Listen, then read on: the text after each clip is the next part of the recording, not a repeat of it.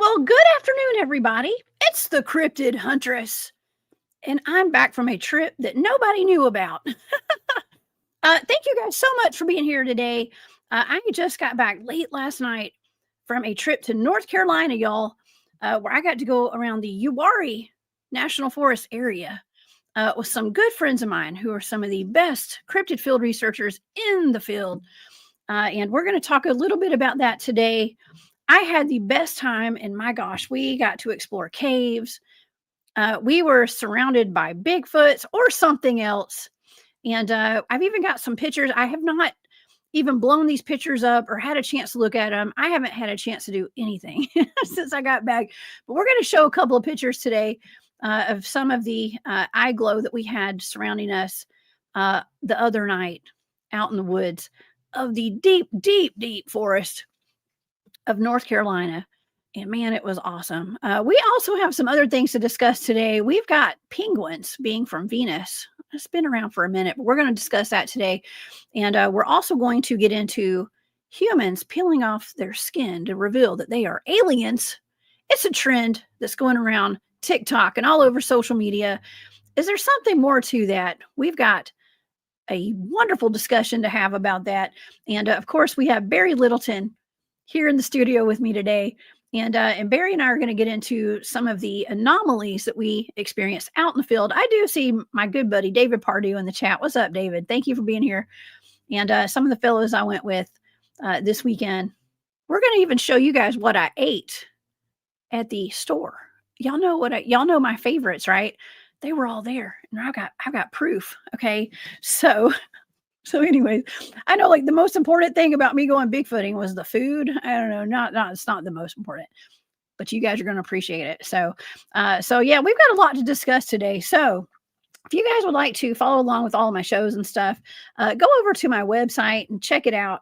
I've got an archive of my shows. I got my calendar of events. I do have one event coming up at the very end of the month. The last weekend of the month, I'll be in Glendale, Alabama at the premiere and Comic-Con for the movie Vanished by Greg Ogles and his Relics Company.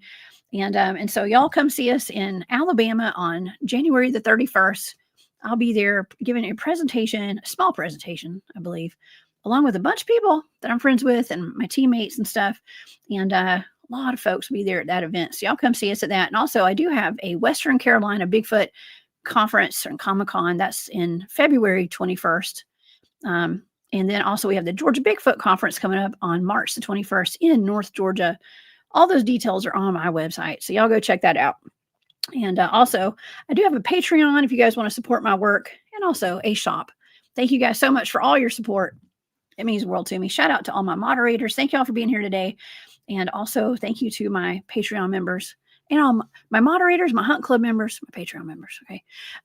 Also, thank y'all so much for being here on Saturday night. We had, I did play a previously aired show, and it was one of those controversial shows. Yeah, it was one of those controversial ones because it really stirred up some emotions in some people I saw in the comments. So anyways, sometimes some things just, need to be said sometimes, I guess. And I thought it was all in good fun. And so shout out to Mark. Thank you so much to Mark Maychek for always being a ride or die. Okay. And being on the show with me and letting me re-air that on Saturday night while I was Bigfooting. Okay. And by the way, I was in the chat a little bit on and off. I had some kind of spotty cell service when I was out there. So when I could, I was hopping in the chat and saying hey to people. And so thank you guys, everybody who gave me super stickers that night and stuff. I just want to thank you guys from the bottom of my heart. It means the world to me, and I appreciate each and every one of y'all. Okay, well, let's get into our show today. Okay, because I had a blast this weekend, and so I got a lot to talk about. So does Barry. Barry had a wonderful live show yesterday. If y'all missed it, y'all go back and check it out. Okay, so today we are discussing my recent expedition around the Uwharrie National Forest and all around Uwharrie, North Carolina, and with my cryptid field research team. And we had some really strange, anomalous things that happened to us out there. And we're going to be talking about the penguins. We're also going to be talking about the face peelers. We're calling them face peelers. And of course, Barry Littleton is here to join me in this discussion. And you guys can find him on his YouTube channel and his Patreon. Just look up Barry Littleton. Please help me welcome to the show, Mr. Barry Littleton. Boom! Hey, what's up? What's going on? Well, you gave me plenty of giggles before we did this one, so yeah. Glad you made it back safely, and I appreciate you having me on. Greetings to everybody in the chat. Happy New Year. I guess it's the first one we did since it transitioned to the new year, right? Yes, absolutely. You know, this is going to be an interesting one. And one, let me start off by saying, might as well throw some stuff into the fire. Since it's educational purposes only. Who the heck got mad about the stuff that was said during that show? What? Because it was said there's some fake, phony, sorry cats in this community? I mean, what? Anybody got mad about that? Like, that's not true. Yeah, there's I don't know. Really devilish people in here. We're going to be talking about red eye shine, and I'm surprised some of them ain't got it. So anyway, yeah. So anyway, I thought that was refreshing. To be honest, I thought it was on point, and it wasn't dwelt on a lot, so it was no biggie, you know. But I think some of us need to be really aware of that. Your audience is the exception for the most part. You got really good people that are open-minded, and a lot of them are contactees, experiencers, so you know, or explorers. It doesn't matter. It's all good, you know. It's not. It's not about right or wrong, but it's about those of us that aren't trying to hurt others. That's really important, you know, right now. That's right. That's right. Yeah, we're just here having a good time. You know, just talking about our research. I absolutely love it. You know, I never tell anyone when I'm going somewhere, Barry. It's for security purposes, and it's multifaceted. You know, just because we don't, it's just OPSEC is what we call it. And so nobody knew I was going out of town this weekend. And but I went with our good friend Keith. You remember Keith? You've met Keith before. He and I rode up to North Carolina. Yeah, he's going to give you the video, right? I think. He gave you the DVD, one of our trusty DVDs of our team's tracking videos. Yeah, how to track humans, animals, and Bigfoot.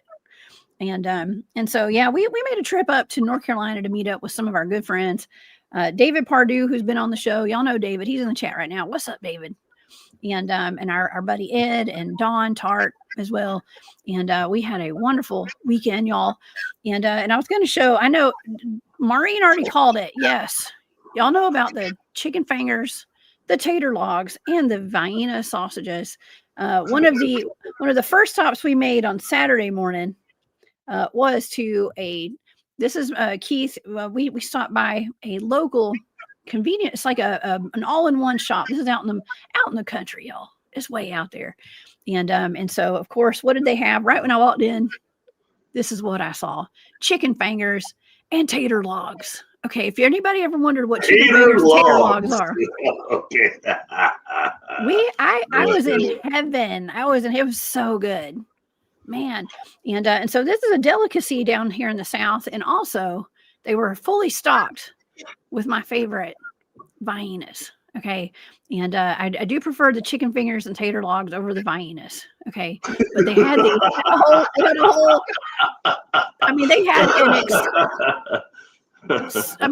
a huge amount of Vienna sausages there in every flavor. And so I just wanted to let y'all know, it's not just me, it's everybody down here in the South. We love Viennas. Okay. But anyways, I thought y'all would appreciate that. So yeah, so shout out to all the guys I was out there with this weekend. We had a wonderful time, and let me tell you, those are some dedicated boots on the ground field researchers I was with, Barry. And I've been going out in the woods with them for a while. Let's see if I got a picture. Here's some of us up here. We had hiked up a mountain and we were taking a little break. I'm not saying I'm getting old, okay, but man, it was a nice tough little hike we took on Saturday, and this is one of the pictures of some of the guys, and it was fantastic. Here's another picture of everybody I was with, and so yeah, we're planning to have all the guys, all the fellas on our show in this Saturday or next Saturday. We're going to do a debriefing of everything that happened out there. I like the Scully back there. The Sasquatch gray Scully. I like that. Oh yeah. Those are good beanies. Yeah, good. We call them boggins. I call them boggins. Okay, but I know. Wow, it's like y'all have a whole other dialect down there. Is that what it is? Or I mean, it is English of some type. Is that Geechee? Are you speaking Geechee? Yeah. I'm speaking Georgia. I don't know. Geechee. Geechee's more coastal, Barry. Geechee's more coastal. I'm more like Alabama side. Okay. I got you. Yes, chicken fingers with ranch. Yes, y'all. So if you saw that picture, I had ranch. Okay, I do dip my fingers in ranch. Okay, but anyways, we had something that was really interesting that happened to us, Barry, while we were out there, because after we took that hike, we purposely were hiking to a particular area, right? I had my wonderful guides. We had David Pardue, knows that the whole North Carolina area like the back of his hand. And so does Dawn, so does Ed. And so they took us to some spots with a lot of activity they've had in the past and in the present. And we went on this long hike, and they knew that the Bigfoots were going to follow us up to a particular area where we built a campfire on Friday. I think was that Friday night? That was Saturday night, actually. It was Saturday. And I'm going to show you, I'll show some pictures just to take y'all out there with us for a little bit. And I do want to, like I said, I want to bring the guys on the show, but this was something really, really interesting. When we started off our hike, David he was showing me these root balls. Okay. And you guys know root balls, when a tree falls over, the root ball comes out of the ground. Mm-hmm. And this is one of those root balls. Now I have some close-up pictures, but I didn't upload them. Okay. But this is one of those root balls. And he was telling me that a lot of people think that these are Bigfoot graves. When they see them, they're like, oh, this is where Bigfoot's buried. And we were kind of joking around about it. But let me tell you, these things were beautiful, because when the tree falls, there's a lot of quartz. Barry, we always talk about quartz veins of quartz, where we go do our Bigfoot research. And in these root balls, when they fell over, the trees would fall over, the quartz was sticking out all around the root ball. And it looked like it was magical. All these beautiful pieces of crystal on top of this root ball. And yes. I did. Of course I did. Maybe not from these, because I was like, oh, these are graves. They're not really graves. Okay. But some people do believe that those are Bigfoot graves. That's what they say. I don't think so. I think they're just root balls. But yeah, I left with my pockets were so heavy, full of stones and crystals when I left. I kept having to dump them out and put them in my truck and then get some more. It was funny. But it was beautiful, Barry. I mean, that sounds cool.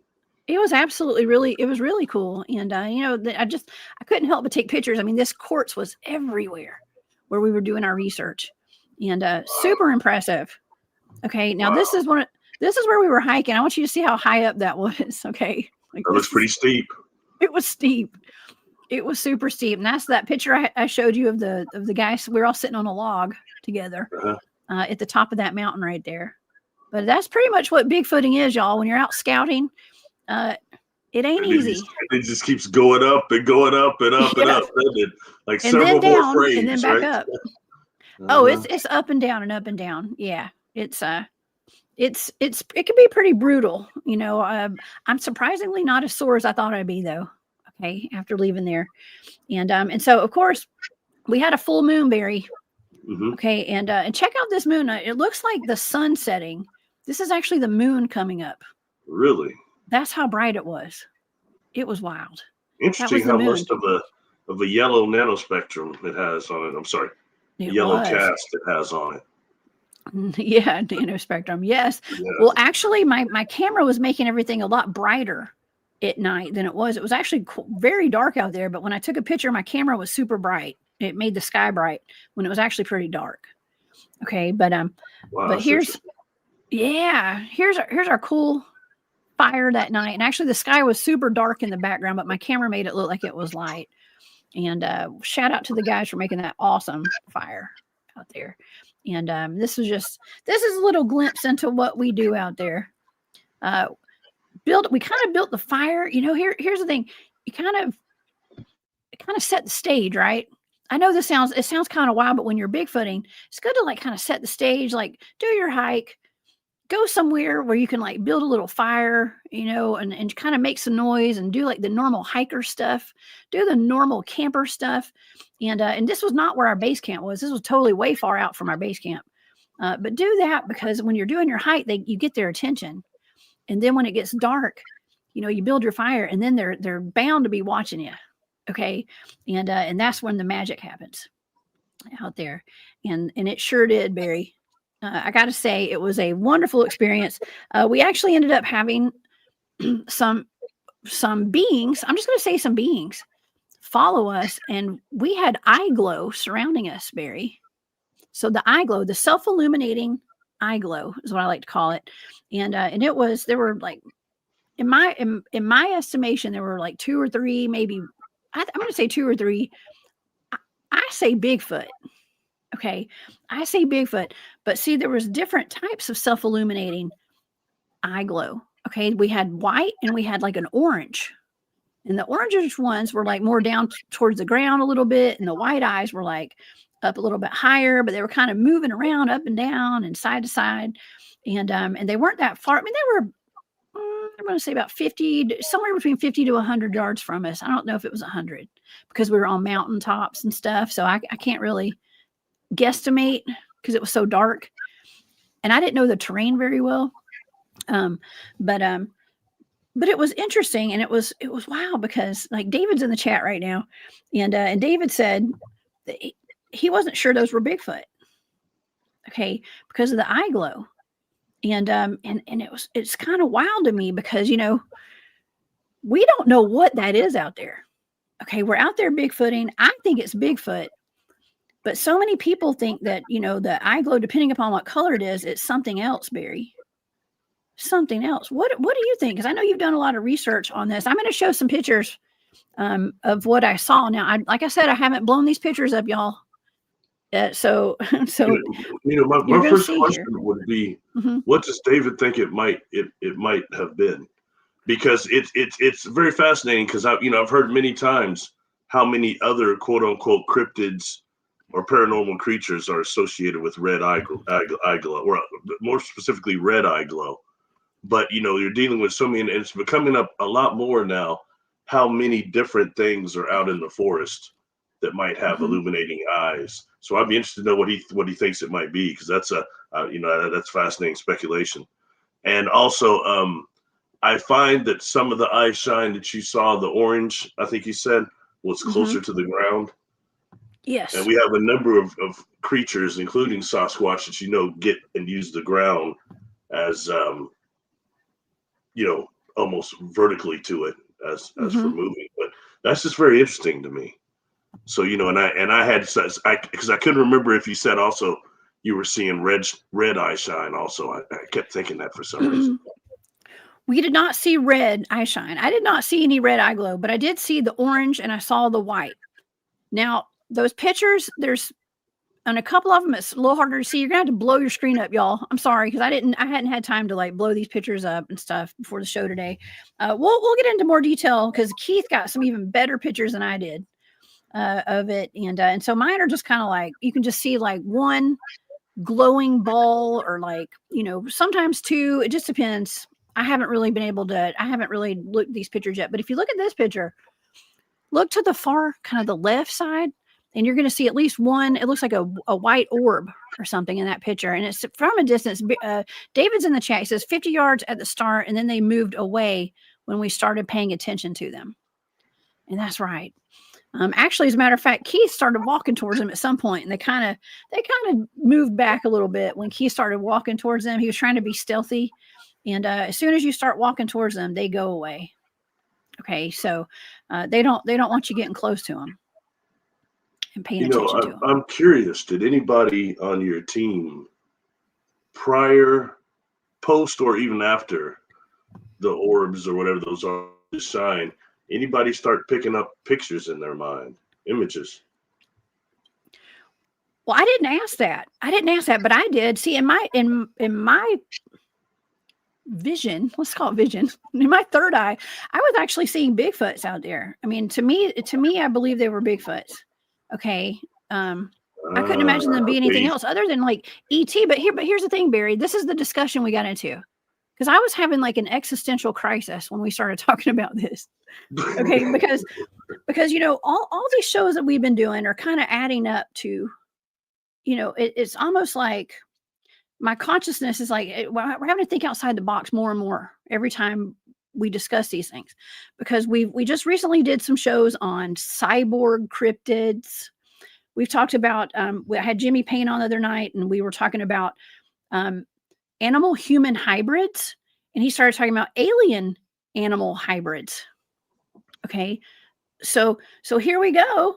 we've got this whole world, just like the world is our oyster. Okay, like what are these things? Could they be alien? Okay, it actually goes back to what the head of my research team, my original research team, always told us: all roads lead back to ET. Okay, all roads lead back to ET. I think this is Dawn. Hey, Dawn. And with me seeing the tree peeker later, I'm going with Squatch. Yes. So Don had recorders out and video. He had trail cams and stuff. We had cameras all over the place and recorders. And Don's got a lot of footage that he's going through right now. Like I said, we all just got home last night, and so we've got more to look through.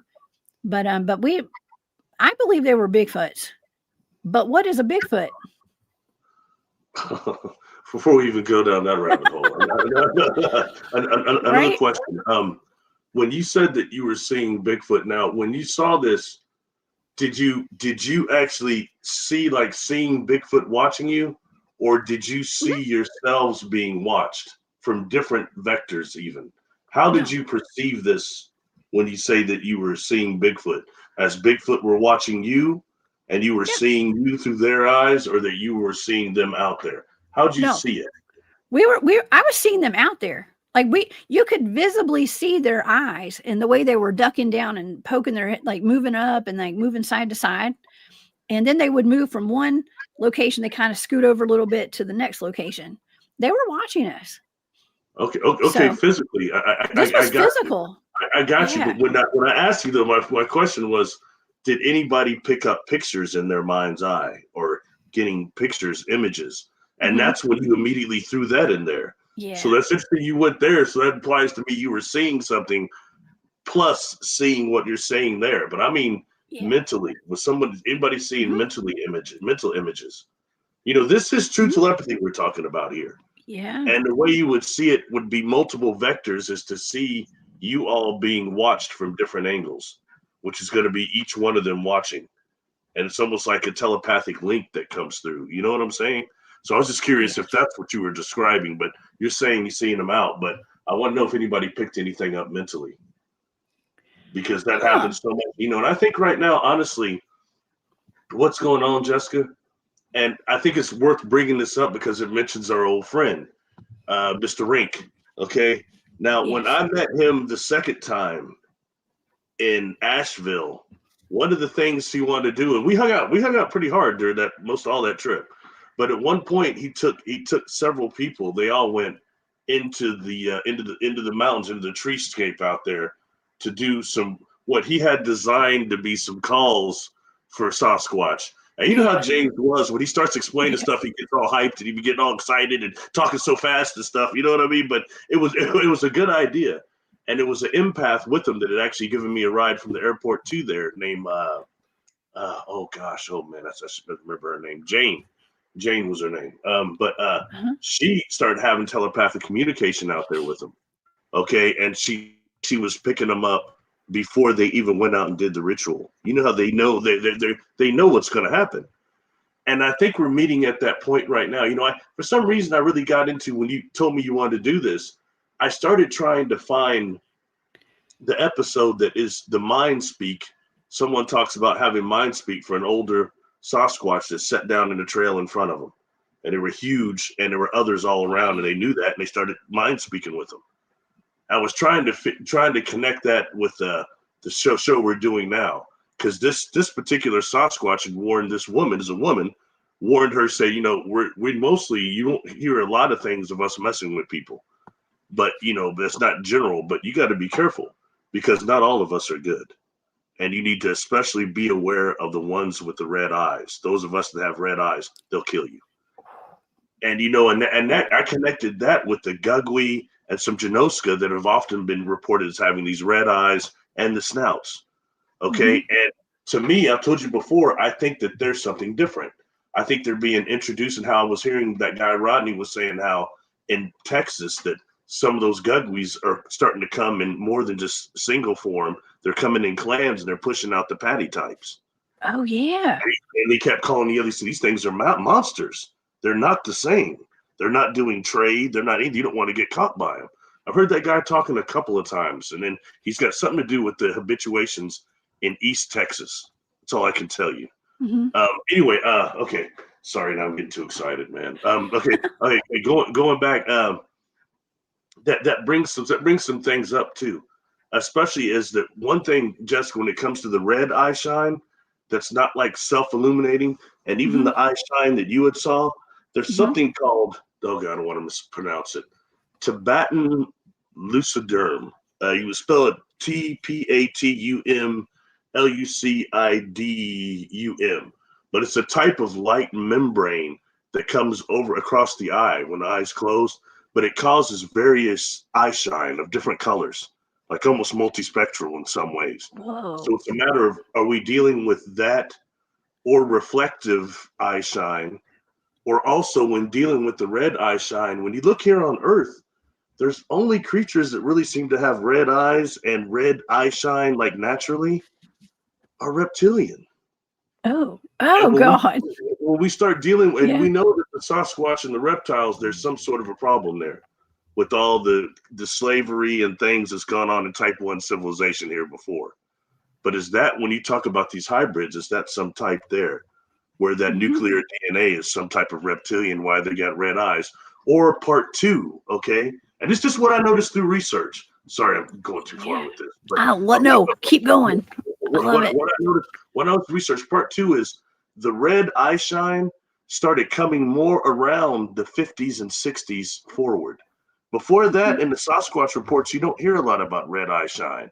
And it's very interesting that also correlates and coordinates with the time that people start saying that they're seeing saucers and orbs connected with Sasquatch.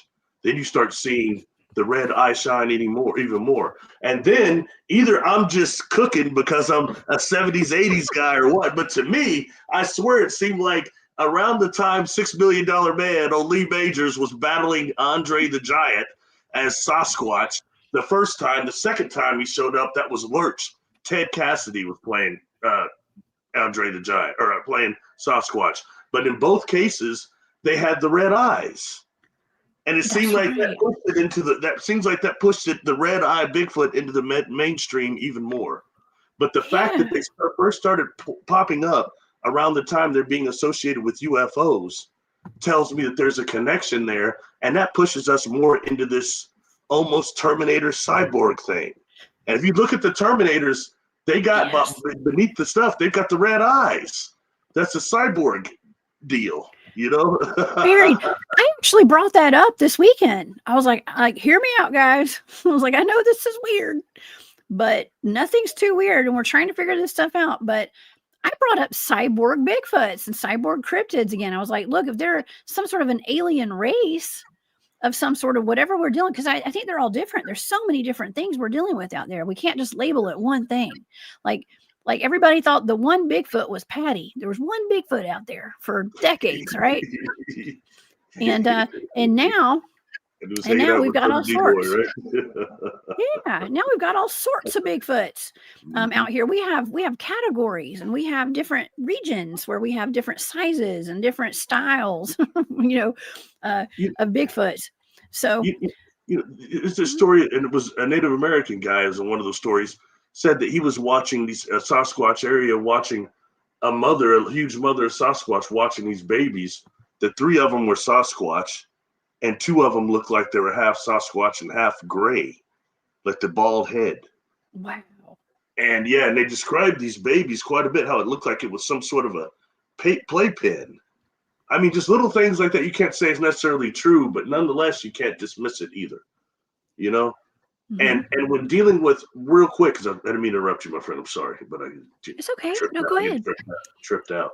And I I talk, love I it. use references a lot on science fiction references, but another one I use when it comes to the cyborg thing, the Terminator thing, is that show that was called the Sarah Connor Chronicles. If you look it up on YouTube, it's TSCC, and look up the one like where they had one of them that had come back to get John Connor, and it got blown up, and it started reassembling itself. It like went and got its head, and you know what I mean. And but then it goes and gets to the plasma bank and steals just a ton of the blood. I'm just rips in there and takes a ton of blood, puts it in a Whew. big cooler, and then it goes to this scientist's house, who is one of the scientists that's making the flesh to put over cyborgs, trying to design it, or trying to design what, I don't want to call it necro flesh, but actually human skin. And it flips over his board. When he comes home, this thing's standing there with this with the ski mask on, because it ain't got no head, man. But it's done completed the calculations on the board. Okay, and the guy's saying, that's it, that's the end of it. And then the thing's looking at him, can you do it? And he's like, I'll need blood for that. He pulls out all this blood in the cooler. Can you do it? And then when he actually puts the dude in, like puts this, when he reveals what it is, it's a metal endoskeleton. He puts it in this bath full of this blood and this compound, and it comes up with skin out. And he cuts the eyes, and it's got the red eyes. You know what I mean? And later on, it killed that dude and took his eyes. Yeah. So anyway, Okay. unalived the guy and took his eyes. This is There's an a- entertainment show. But nonetheless, I'm right. just saying this when it comes to the concept of these cyborgs with different type of hair and skin on board them. It's important, because I watched that scene. If you go back and look that up, that scene from the Sarah Connor Chronicles, you've got a number of real scientists that are saying the calculations on that board are real, and it's not just crap. Kind of Oh, like, kind of like, kind of disclosure. like, kind of like the one. There's the one where Henderson, Taraji Henderson is playing the black astronaut, or black astrophysicist working with NASA, and she Uh-huh. gets up there, she's doing all these calculations on the board and explaining it. Look what the scientists say about that. They say that's 100% real. What she's saying, the equations themselves, that stuff's coming up in entertainment is real whistleblower stuff. So what you Yeah. were saying to them, I think, is not weird at all. I think it's very realistic, Hmm. especially knowing what you know about these laboratories that have been going back thousands and thousands of years, just like Eugene 99 that you remote viewed. Pretty hard to make that data up. Yeah. Okay. So anyway, sorry. That's all I'm gonna say. I'm gonna shut up now. But I think it's Gosh, I love important, that. because I think it's very, very real. You know what I mean? Hmm. It is very real. And thank you, David, for being in the chat today. You and Dawn. And says red eye shine is not flesh and blood Bigfoot, according to, and Dave. Listen, David has been doing Bigfoot research, especially in that area, for decades. Okay, y'all. And he says, I have never seen a flesh and blood self-illuminate its eyes. Their eyes shine only when a light source. Their eyes shine when only the light source when only when a light source shines on them, much like any other animal. It's interesting. So, I have a question. okay. And check it out. Not that I'm disagreeing at all, but I do have a Hmm. question. Okay. When you start looking into the reports of red eye shine with Sasquatch, you'll come across a few reports, not a whole lot, maybe 4 or 5, but you'll come across these accounts where they say the witness says they run into the Sasquatch, and the Sasquatch has like brown eyes at first, and then when they lock eyes and see each other, they can see the eyes turn red, like blood infused. But at first they Ooh. start off having brown eyes, and then they turn red upon locking onto humans. So my other question with that is, does that imply that's a defense mechanism? Or it's purposely, is it automatic? So I don't disagree with what he just said at all, but I just have more questions on top of that. You know what I Oh mean? Does that yeah. is that where the cyborg thing comes in, or just when a different nuclear DNA comes in of something we're just unaware of because it's non-terrestrial? Ooh. I don't know. I've got more questions than answers. Sorry. I But know. Listen, we've always got more questions than answers. Okay, no, I don't claim to have any answers about any of this, but we just have our experiences, and I'm sure David may still be in the chat. Hopefully, yeah, I'm always running I behind on those comments. So, you know, it kind of, if I would be a geek, it kind of reminds me of Smallville when they slip a little bit of red meteor rock in his pocket, and his eyes go red, and he goes real crooked, you know. Red meteor rock, yeah. He actually got one as a high school ring, and he put it on, and he started tripping out, went oh my crooked. god, oh my Anyway, god, sorry. that sounds awesome. Just having fun. Oh yeah, dirty burrito. All right, like your name. That's funny. Uwari is about an hour from me. I went there 2 years ago to the Zohar Cemetery, where Bigfoot has been seen crossing the cemetery, haunted with a lady in white and kids laughing. Yeah, let me tell you, there's a lot of cemeteries out in that area. Okay, and I can't say exactly where we were. I don't even know where I was, y'all. Okay, I have no idea. But we were just in that area. Like Uwari is not just a national forest; it's like a town. It's like a whole area out there. And so we went to. I mean, I was there's cemeteries out there. There's hiking trails. There's ATV trails. There's people have motorcycles and side by sides out there. I mean, it is a huge forest, y'all. Barry, it is so wide. But there's a lot of hauntings out there in addition to Bigfoot and Dogman. Man, thank you for saying that, Dirty Burrito. I did a whole video on the lady in white. I've heard it in many times, and even was one an old client that I had that was from Mexico. I mean, his family's in here now, but I mean, he was really young, and he was in the juvenile offender facility I used to run. And I had asked him. He said he had lived out in the Sonora Desert. And he started talking about some things. He said at night they weren't allowed to go out there, even so close to looking out there, because he said you would see these shadows moving out there, and they're always female. But some of them were he said the women La Blanca. I was like, huh? He's like, La Blanca, the women in white. He said she's dangerous. So we're not allowed to go out there to any of those, especially at certain times. You see them all moving out there, the Sonora Desert. And that got me to really looking in the Lady of White, because I kept hearing again and again her being seen with Sasquatch. And that's what kind of turned me on even more when you were telling me in Georgia when we first met about the spear finger thing. I went so crazy on that. I went and made a private video about that. I couldn't even show because it tripped me out so much, what you were saying. But although it's not the same entity, but we're dealing with the same phenomenon to a degree. And so thank you for sharing that woman in white thing. I'd like to even know more about that one there and that cemetery and maybe the connections. That's killer info there. Oh yeah. Don says, "What's up, Don?" Don says Zoar Cemetery has quite a bit of activity, but not for the faint of heart. Okay.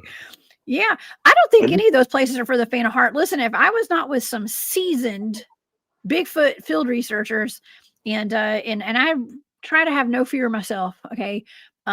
I don't know how people could, I mean, there's so much activity out there, and I know that, like, listen, that show Finding Bigfoot kind of ruined it, right? Because that's what David has come on the show. There's no secret to that. They put the locations out there, and like it's almost like it just completely ruined it, because like I want to say tourist. I want to say tourist. I was a tourist, okay, but people immediately started flocking there to go do their calls and banging on trees and whooping and leaving gifts. And I mean, when we went out there, we found multiple oranges, pork rinds, doll, CDs, Pork whatever. rinds. Just oh no, somebody like pork rinds. Somebody leaving pork rinds for Sasquatch. Like they like pork rinds I mean, too. seriously, I they guess do. I don't know. I don't You know, know. Well, they were still there, so they didn't need them. I have a friend that makes pork rinds, and he makes all these different flavors. He makes one with chocolate and garlic with a chocolate Ew. stripe on it, and he's into all this stuff. So I'm gonna tell him. Okay. I'm gonna tell him, hey, Cliff, man, Sasquatch digs pork rinds. Oh my Cliff God. himself is my buddy's. He's an ex-NFL guy, so he's about looks like a Sasquatch. He's huge. Oh my gosh. Oh my Lord. David said red equals bad, LOL, and silver white is good. You know, David is not the only person who has told me that before, Barry. Okay, like more on the dark side, or like something that's not. I want to say like not purely Bigfoot, and whatever Bigfoot is. I mean, but that's the question: what is Bigfoot? What is Bigfoot? There's a lot of debate we could have about that. And we've had those debates plenty of times, but there's a lot of debate like what is Bigfoot? And that really did get in my head a lot more this weekend after having these experiences. What is Bigfoot? I'll throw something else out there if you just want to Okay. be weird with the B-dub. You want to get weird with the B-dub? I love getting weird. Yeah. You know, yesterday I did a big show on plasma. And, you know, plasma occurs in, you know, the states of, you've got, of course, solid, gaseous, liquid, or crystalline plasma. You know, and then you've got more than that. You've got the others that they go into, which it can be dark mode, okay, glow mode, or arc mode, which is like blazing. You know, the sun is pure plasma. That's in arc mode there. But when you go to glow mode, and we break the plasma off in two divisions, which is thermo, heated, and non-thermo, non-active or non-heated. Okay, and then you break it into the other ones I just mentioned. When you start going into cold plasma, non-heated, and into the glow effect, and combining that with the fact that in some way or another, some of these Sasquatch have the ability to use portals and manifest them. And I can tell you through my contact experiences, some of these craft will open up a portal or mako by using a stream of plasma. Okay. Through that antenna on top is called a directed emitter. Okay. So that not just that tuned into brain waves, like what happened to me, but it can open up a mako too. So you start combining this knowledge with Sasquatch and the ability to open up portals. Are they using plasma of some type? And does that in turn give them self-illuminating eyes, which could be of the white color or the golden color? Just food for thought, folks. All right. You know, remember, and that's why I love this. We're actually beings of plasma. We're actually plasma. You know, and the star beings are on me to do that live, Jessica, because so often I've made all these videos and I'll talk about life energy and call the energy they live on, use on board the craft I've been on board, living light, you know, or even the orgone properties. But these are different forms of plasma. Just like they talk about dark matter right there. Dark matter is all this part of the universe. We know what it is, yada, yada. It's plasma in dark mode due to melanin, I believe, but that's a whole nother topic. All right. So anyway, but when dealing with it, we're actually plasma. And back in the 90s, you know, I was really into like borderline science museum and the scientists that were dealing with biophoton technology, which our bodies do. It's the light that our bodies emit. And they were studying this really hard. And most of those guys are like dead now. And you don't hear much about it anymore. You know, but when you start dealing with biophotons and the Sasquatch and their knowledge of the dream body and all these other things I put together and try to present, you know, it's easy to see how you could deal with self-illuminating eyes. And when dealing with biophoton research, that's how you come to see that actually the body is plasma. When it comes to the Chinese meridians, that's plasma that runs in our bodies. That's you know, I presented some pictures by Leadbird. Sorry. It's Charles Leadbeater. He had a book, you know, decades ago, 50 years ago, about the chakras. And he was comparing them to diagrams of actually plasma vortexes, each chakra. So that's why I say when people say, "Oh, just remove your chakras," man, you can't. It's a natural plasma vortex of the body, of the astral body specifically. You can't just say, "Let me just get rid of those." Yeah, that's weird. Hey, let me just pull my heart out, and no doubt my body will keep just going. You know what I mean? I've heard of people doing that. That's the thing, Barry, where they want to take the chakras out and stuff. I thought, I've had some clients I've had to work with because they had bad sessions with some of those people and felt like it messed them up. Really? People have to be very careful when they're doing stuff like that and working with energy work with people who really don't know what they're doing. Okay, they're going against stuff like the Chinese meridians, so they should be able to challenge that whole science. In fact, more than that, just make it never be, since you just take rid of the chakras. And I say this is important, Jessica, because when dealing with this high energy plasma, what happens to us when we get done with these type of containers?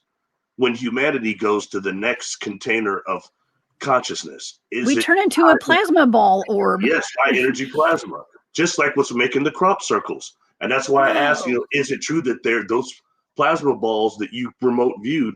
I want to know too, are they time travelers? Humans from the future coming back, messing with us when genetics are still viable. Excuse me. Anyway, these are real questions, okay? And I say this because I've experienced beings on board these crafts that are non-physicals, inorganic, that have some type of plasma that's their container for consciousness. It's not just BS. So I went into things about Dr. Monroe, Robert Monroe. The man's quite genius, although people only seem to remember him because he did the book Serious Mystery. He did another that's called the new Science of Heaven. And he talks about plasma to another level, that he takes it to where these things I talked about yesterday, the Kordylewski clouds that are between the moon and the earth and the other side of the moon, and each one of them is 9 times the size of Earth, and how they're extremely old. They're on the Lagrange points of Earth, so we can't hardly see them.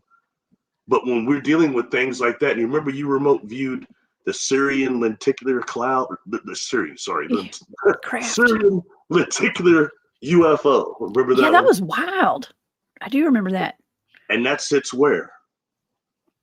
Between the Earth, between the Earth and the moon. Yeah. And even more to that, when you start going into that Gnostic material, which I'm not an expert on by any stretch, but there was that group, I think they're called the Marconis, and they had said between the Earth and the moon was the being called Metatron. That's when you can look up in books like this Key of Enoch I have here, and that's a New Age thing that goes on and on, Metatron. But they claim that was an entity that existed between the Earth and the moon. When you start taking all 3 of those and looking at plasma, what they call a Kaiwa ball, CUWA ball. It's a type of plasma ball that shows a state of emergence that is both self-replicating and self-assembling. And then you start taking solar wind that is coming from our sun that has positive ions, positive protons, negative electrons, and it starts bombarding for probably about 1 billion years old. These clouds are. They start restructuring, and do they become self-conscious, self-aware, and does that make them entities like Robert Temple was saying? The greatest type of AI we could ever think of, when you start looking at AI that, you've got the qubits. Look up the QDIT, QDIT. Now, I'm half mentally cooked, so I can't keep up with these stuff. But the QDIT is so fast. And if you go a little faster than that and apply that to this plasmology, what type of entities are these we have around all these moons within the plasma sheaths, since plasma is 99% of our universe? This is real thought. And how much of this stuff can we manifest from plasma and us? More food for thought. And that's becoming more popular. I'm hearing people talking about on your show. I've heard you talk. I got dogged out for talking about this 14 years ago. In 12 years ago, 2014. People got upset with me for saying it was a conscious event and that some of these beings and experiences are coming from consciousness. I got dogged on. Yeah.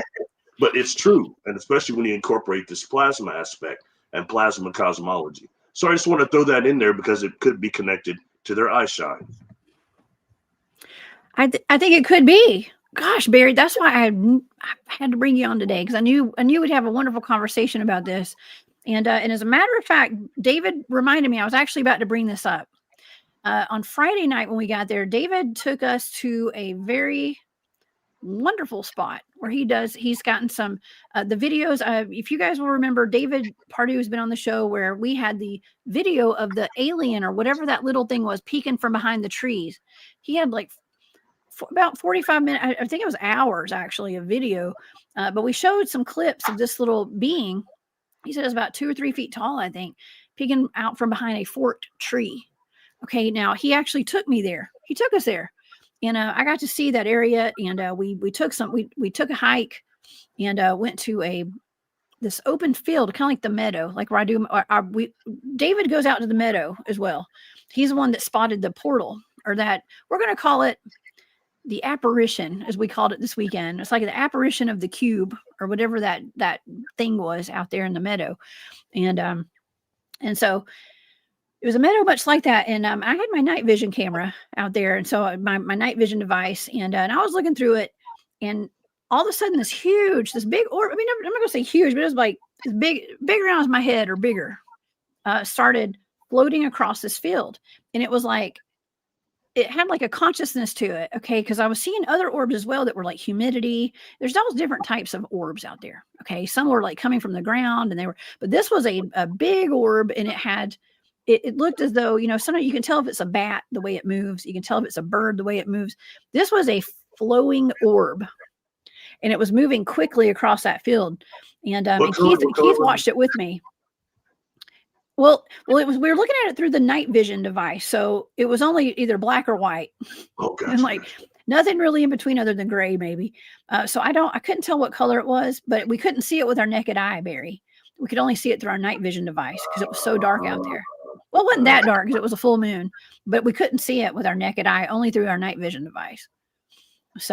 But big orbs, I mean, that's pretty common out there as well, seeing orbs. And we oftentimes have orbs. I mean, I've always said on my show, that is one constant that we have when we're doing our cryptid field research are orbs.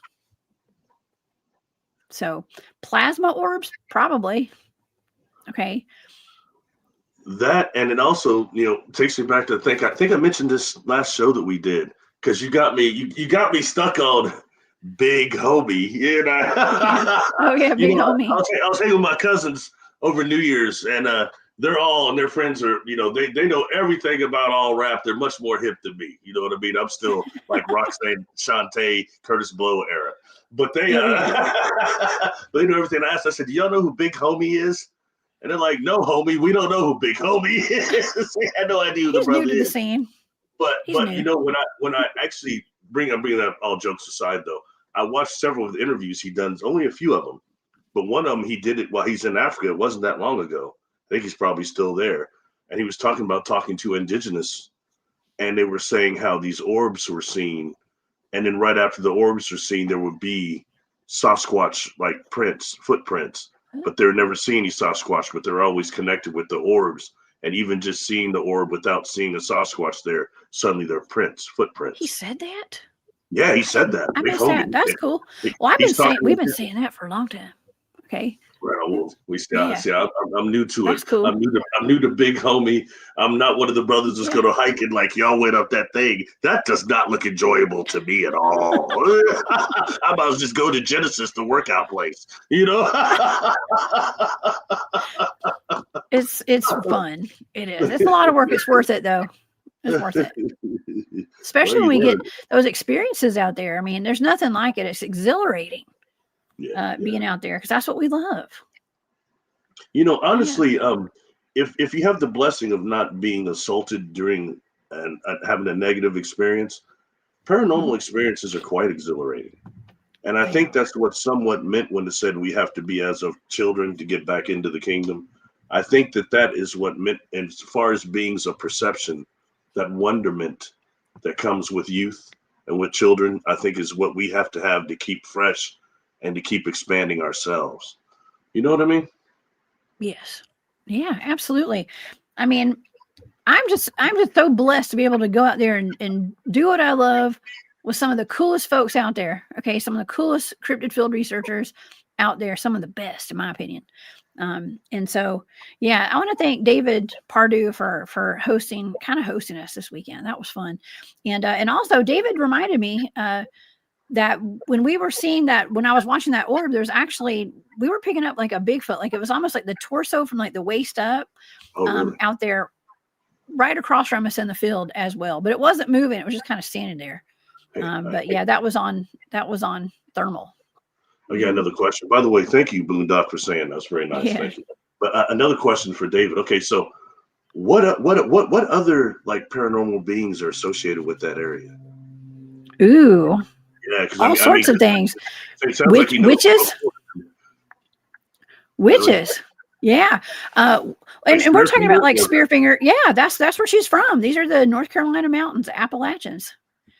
Oh, it's Appalachian. Absolutely. Oh, I got you. Okay. Mm-hmm.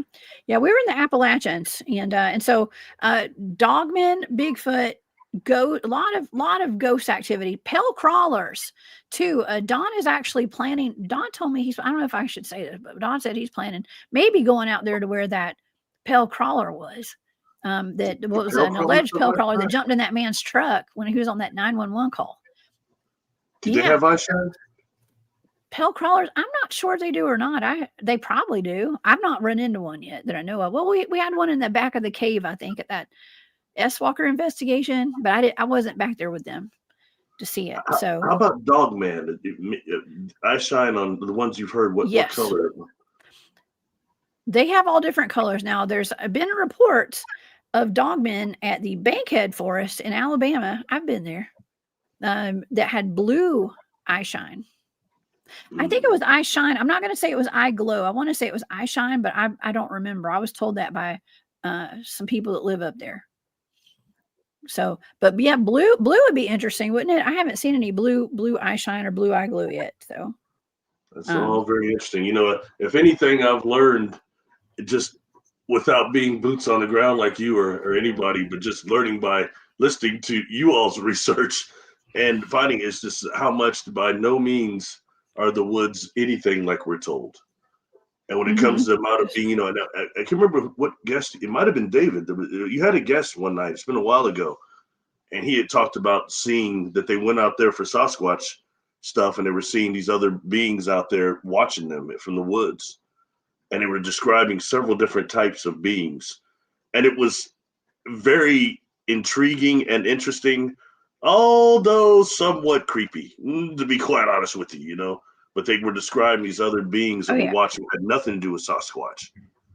Oh yeah, little people too. Thank you, Ingeneb. Absolutely, the little people, the moon-eyed people, and the little people. I mean, that's some of the things that that David Pardue actually has on his on video and on video and in pictures and things. The little people. Okay, ETs, little people. He says, here we go. Here's David. It says alien craft, orbs, white face critters, small beings, depending on the area. I encounter and took video and pics of a tall mantid type being, Barry. He was showing me all these pictures over the weekend. I'm going to say there were multiple mantid type beings out there. Okay. We're talking ET. A lot of what David went out there to be a Bigfoot field researcher and he started getting all this other stuff. Okay. And that's kind of what happens as Bigfoot field researchers. We have morphed into like just all around cryptid ET field researchers, basically, because that's what's out there. Is that shocking to you? It's not to me. No. I mean, I've heard that before, but it's only for people like you that go out there and are doing the work, you know, and that's when you start seeing that some of these things are melding together. The cryptid / paranormal / spiritual. It starts melding together, and it's not the straight up classifications that we think it is. You know, sadly, I've had to accept that in my experiences. You know, I did. Look, I'm a classification brother. I'm one of the. I'm trying to, you know, but man, it doesn't work with that. You know what I mean? Some things going on, like you know, like these beings are on me to talk about the how plasma and orgone are the same thing, kind of. I wasn't even thinking that level. I have a separate classification. This is Wilhelm Reich. This over here is, you know, there's just different, you know, but it's not. This is pranayama work here. This is breath work here. That doesn't have anything to do with the life force and the chi and the orgone. They're not the same, but they are. It's just, it is what it is. So sometimes maybe our classifications limit us as much as they educate us. You know what I mean? Oh yeah, absolutely. I did want to bring up one thing that David was showing me, and I've seen these pictures, but he showed me the pictures before. But there's this one that Keith has experienced as well, and it looks like a witch's face. It's almost like a Bigfoot. I know this is going to sound weird, but it's almost like a Bigfoot that I would think it was wearing a mask, but they think it was just had like a long chin. Like either some sort of a Bigfoot or it was a witch, and it has a long chin and a white face, long chin. We're gonna have to get David to come on here and show these pictures of it, okay, one day. But Keith saw one years ago when he was up there in the same location at his campsite. And then David's got pictures of the same thing. And I've actually seen videos of these things. There's actually a pretty well-known video of, it's like a hay bale out in the pasture. And somebody must have been driving by this or something. And or maybe it was somebody's house. I don't know. But it looked like, to me, it looked like Bigfoots with masks on, with white faces. Have you heard of that, Barry?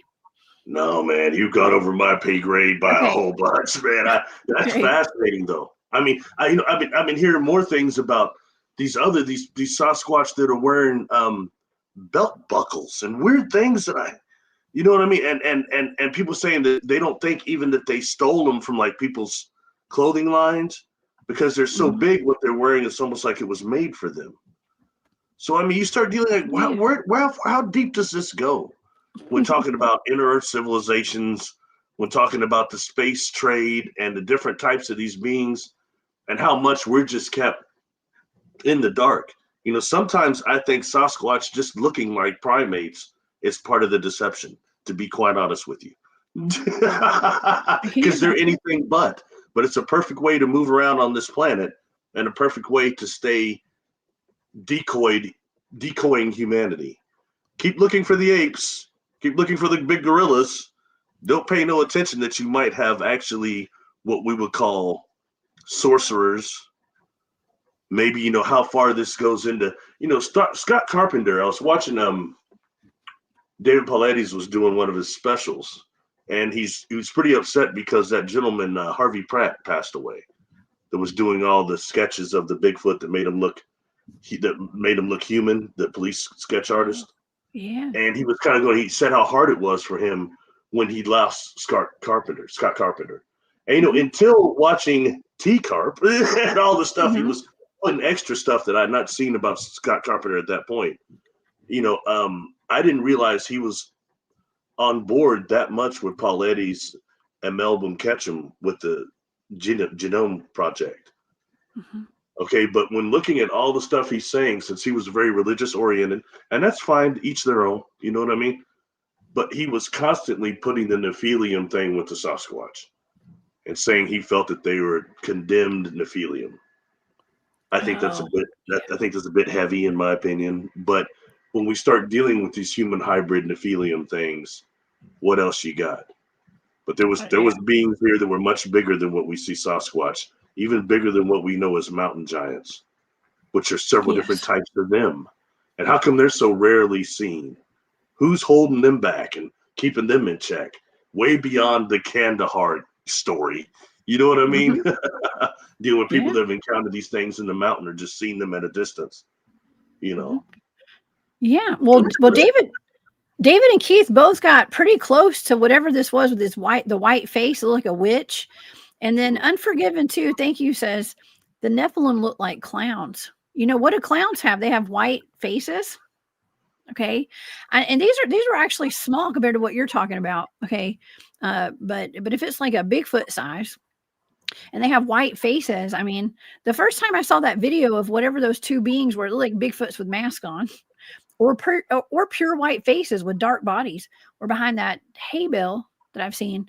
I wouldn't have thought Nephilim. I didn't know anything about Nephilim back when I first saw that video. Okay, this is all this is like new to me. I'm just learning about all this stuff. Okay, but it's just interesting. This is all food for thought, and we are taking so many twists and turns on this. I love this show today. This is so great.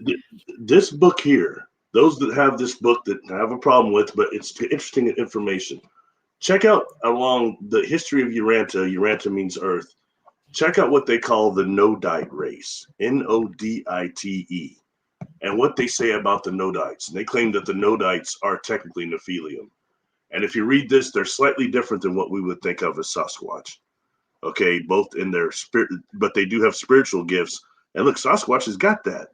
There's no doubt around it that they got more spirit. They got more access to their spiritual abilities than we do just by training alone, for whatever reason. Okay, and I find it fascinating breaking all these up. And that person just said that about the clowns.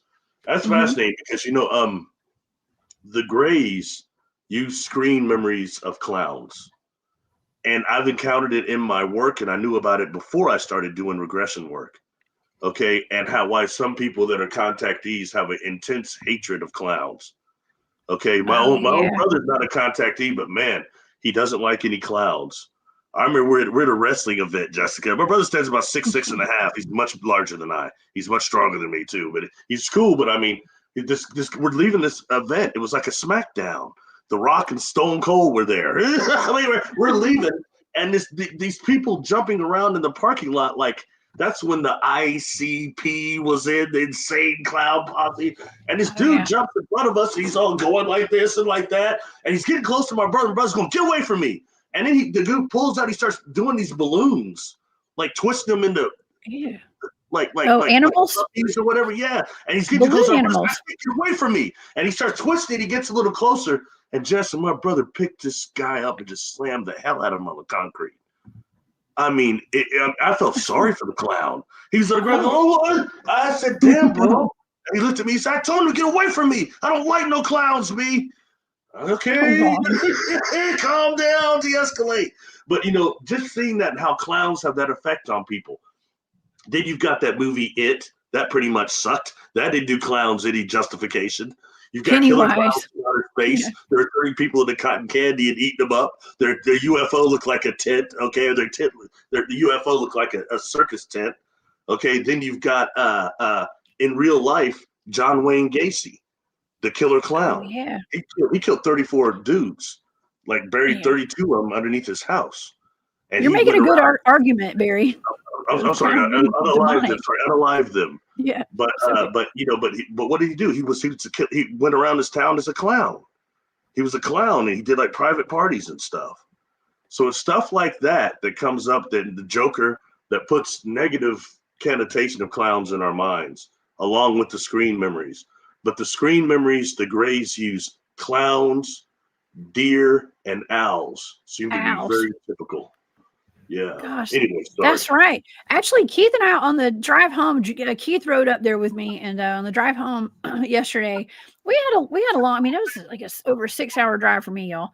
Okay, so on the way back, we did a lot of talking, and we even got into the owls. Okay, and the barred owls and the screech owls. I was telling them about the Midwest Night Watcher screech owl they had on their cameras, and we got into that conversation. We got into the conversation about the owl that swooped down in front of our car, leaving one of our spots after we had a Bigfoot encounter, and it turned out to be a barred owl. That's what he was showing me, and I think it was the exact same owl. And those are the ones that are often seen during a ET encounter. Okay, the barred owl, they have a weird face to them. Very ET-ish. Okay, if you know what I mean. They're white with a little bit of brown on them. Mm-hmm. So that's what we saw. What's the guy that wrote the book? Oh gosh, Robert. He wrote the book over owls and McClendon, maybe Robert McClendon. Mm-hmm. I might be wrong on that, but anyway, he had described how a lot of contactees, the owls that they see that are connected, are like almost human size. They're huge. They are huge. That's like that picture I have. It's like from a video that I'm like, is this a naked man or a gigantic owl? What do y'all think?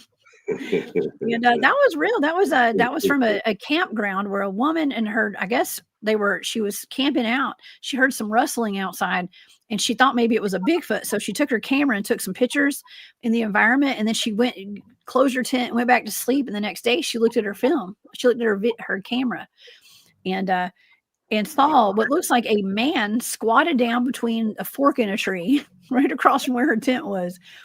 It is one of the creepiest things. His eyes were shining. He had like eye shine. See, and that takes us what David is saying right there. See, that takes me also to something else. Yeah. And you and I talked about this just before the new year. I can't believe it's coming up again. I feel like a weirdo for talking about this stuff sometime, but it comes up. The word Spawn had come up, and you mentioned that your son was watching Spawn, and that just Video shocked games. me. But what's staying that's connected to Todd McFarlane's cartoon series, which is comic book series, which is Spawn. But something about Spawn is not just is he here with the necroplasm on. We talked about that being possessed, but he's also come back from hell. Now the thing is, he can't quite figure out who he is in the death process. He's kind of screwed up at first. But the thing is, you start hearing how no such warrior of hell is allowed to walk around here unescorted. And he's got this cat that follows him around. This looks like this fat clown. And he's always tortured him. Tell him, hey, man, you died. You got your face burned up, man. You ain't got nothing. He's constantly in the dude's mind, constantly, torturing him more or less. But underneath this clown, this fat clown, he'll drop his skin and comes out this big demon called the Violator. And the illustration of it does look quite demonic, I must say. You know what I mean? And it starts beating the hell out of Spawn, saying, you don't know who you're dealing with here. So they're not allowed to roam unchecked. So when dealing with this concept of clowns and killer clowns from outer space was about as easy as it gets because it was kind of a comedy. But otherwise than that, I think how much that does symbolism-wise to our psyche is amazing. When dealing with just symbolism, how much it affects us. Like right now, if I were to ask you, TriStar Pictures, what do you immediately see most likely? Pegasus? Oh, yeah. You see that at the beginning of a lot of movies. It's better than Clash of the Titans, man. So you immediately associate Pegasus and that symbol with that company. That's just one example. But how much that is, or for example, I learned when I first started studying psychology, especially Black psychology, stuff like, I can't say the word because you get in trouble for it, blank papers from Dr. Cress Welsing, how much some place like Washington, D.C. affects a Black man like myself psychologically. And you know why? Seeing the huge white phalluses. And seeing the cross too, the cross that illustrates the destruction of Black genetic. That looks like the cross with the balls. And that's what it represents. That's why they're burned in brothers' yards. Oh my gosh! So, but when you go through Washington D.C., that stuff automatically kicks in. Even worse than reading a Playboy when I was a kid and never ever seeing a Black woman in there. Oh my goodness! I like women so much I got past it. But I mean, it's little things like that psychologically impact us that we're unaware through symbolism alone. You know what I mean? Just to bring that up because it's embedded in us to a certain degree. Yeah. And it's a great way to program us and program DNA.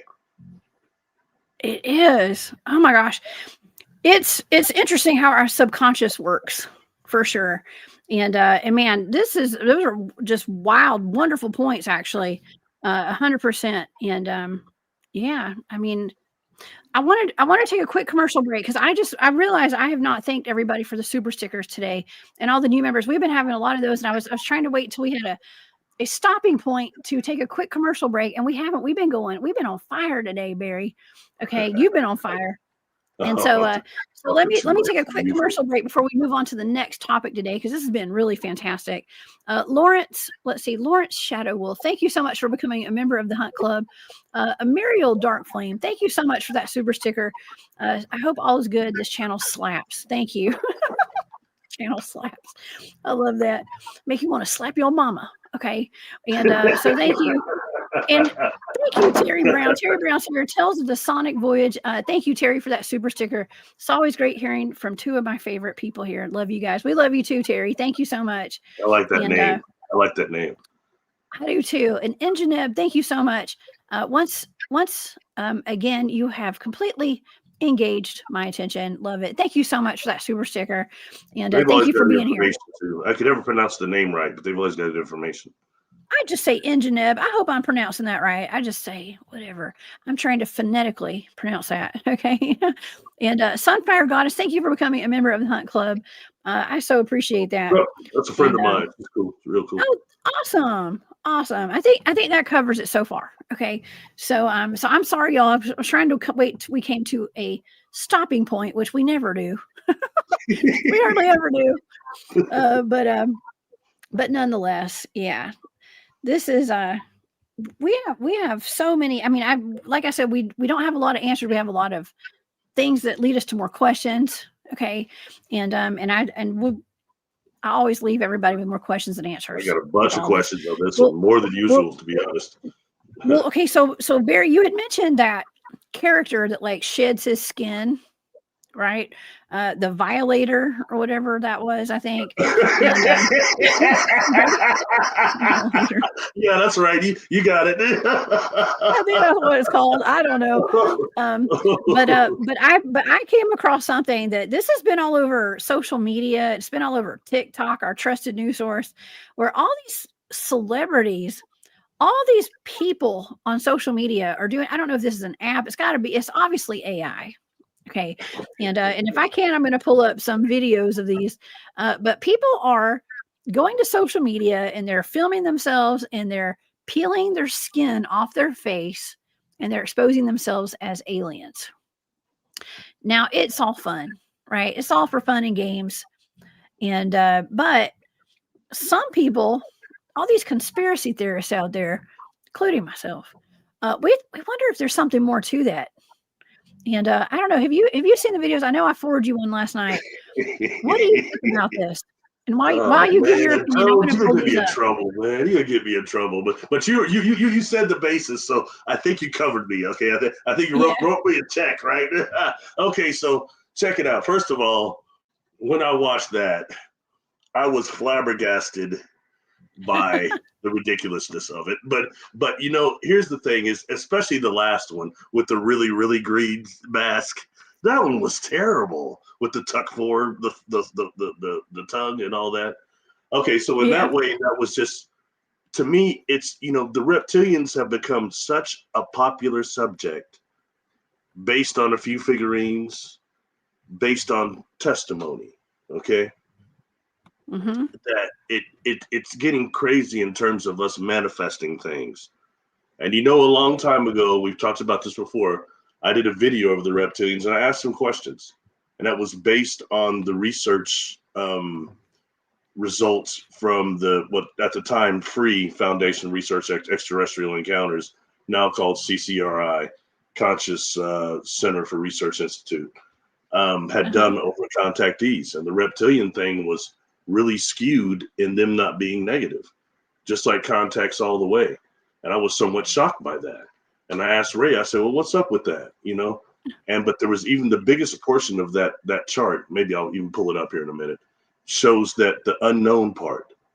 And they have to fill out a little couple sentence or a paragraph about it. And Ray says, he said, man, we've heard the same thing again and again, that nothing actually bad happened to the people.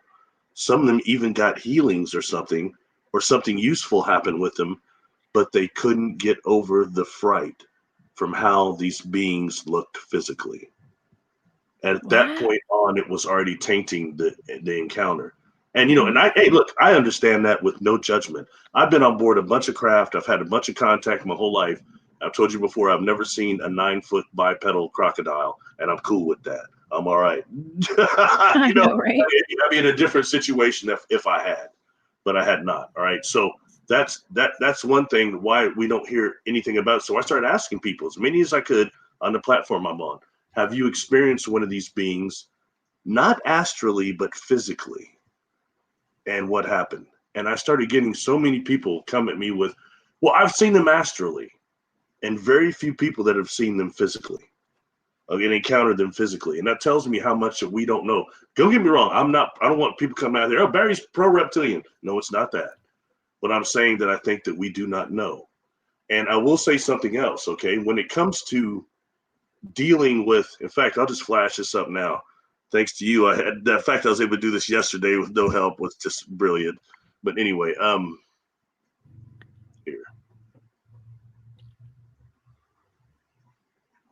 here, maybe you can see, if you can see that. Oh, do you want to pull it? Yeah. Okay, I'm going to have to take this one down. Okay, hold on. Let me take this one down. Remove, and then we'll pull this one up. I'll keep that one in the background. Okay. There we go. Interesting stuff. I know the original origin of these sketches, and this came with Credo Mutua and David Icke.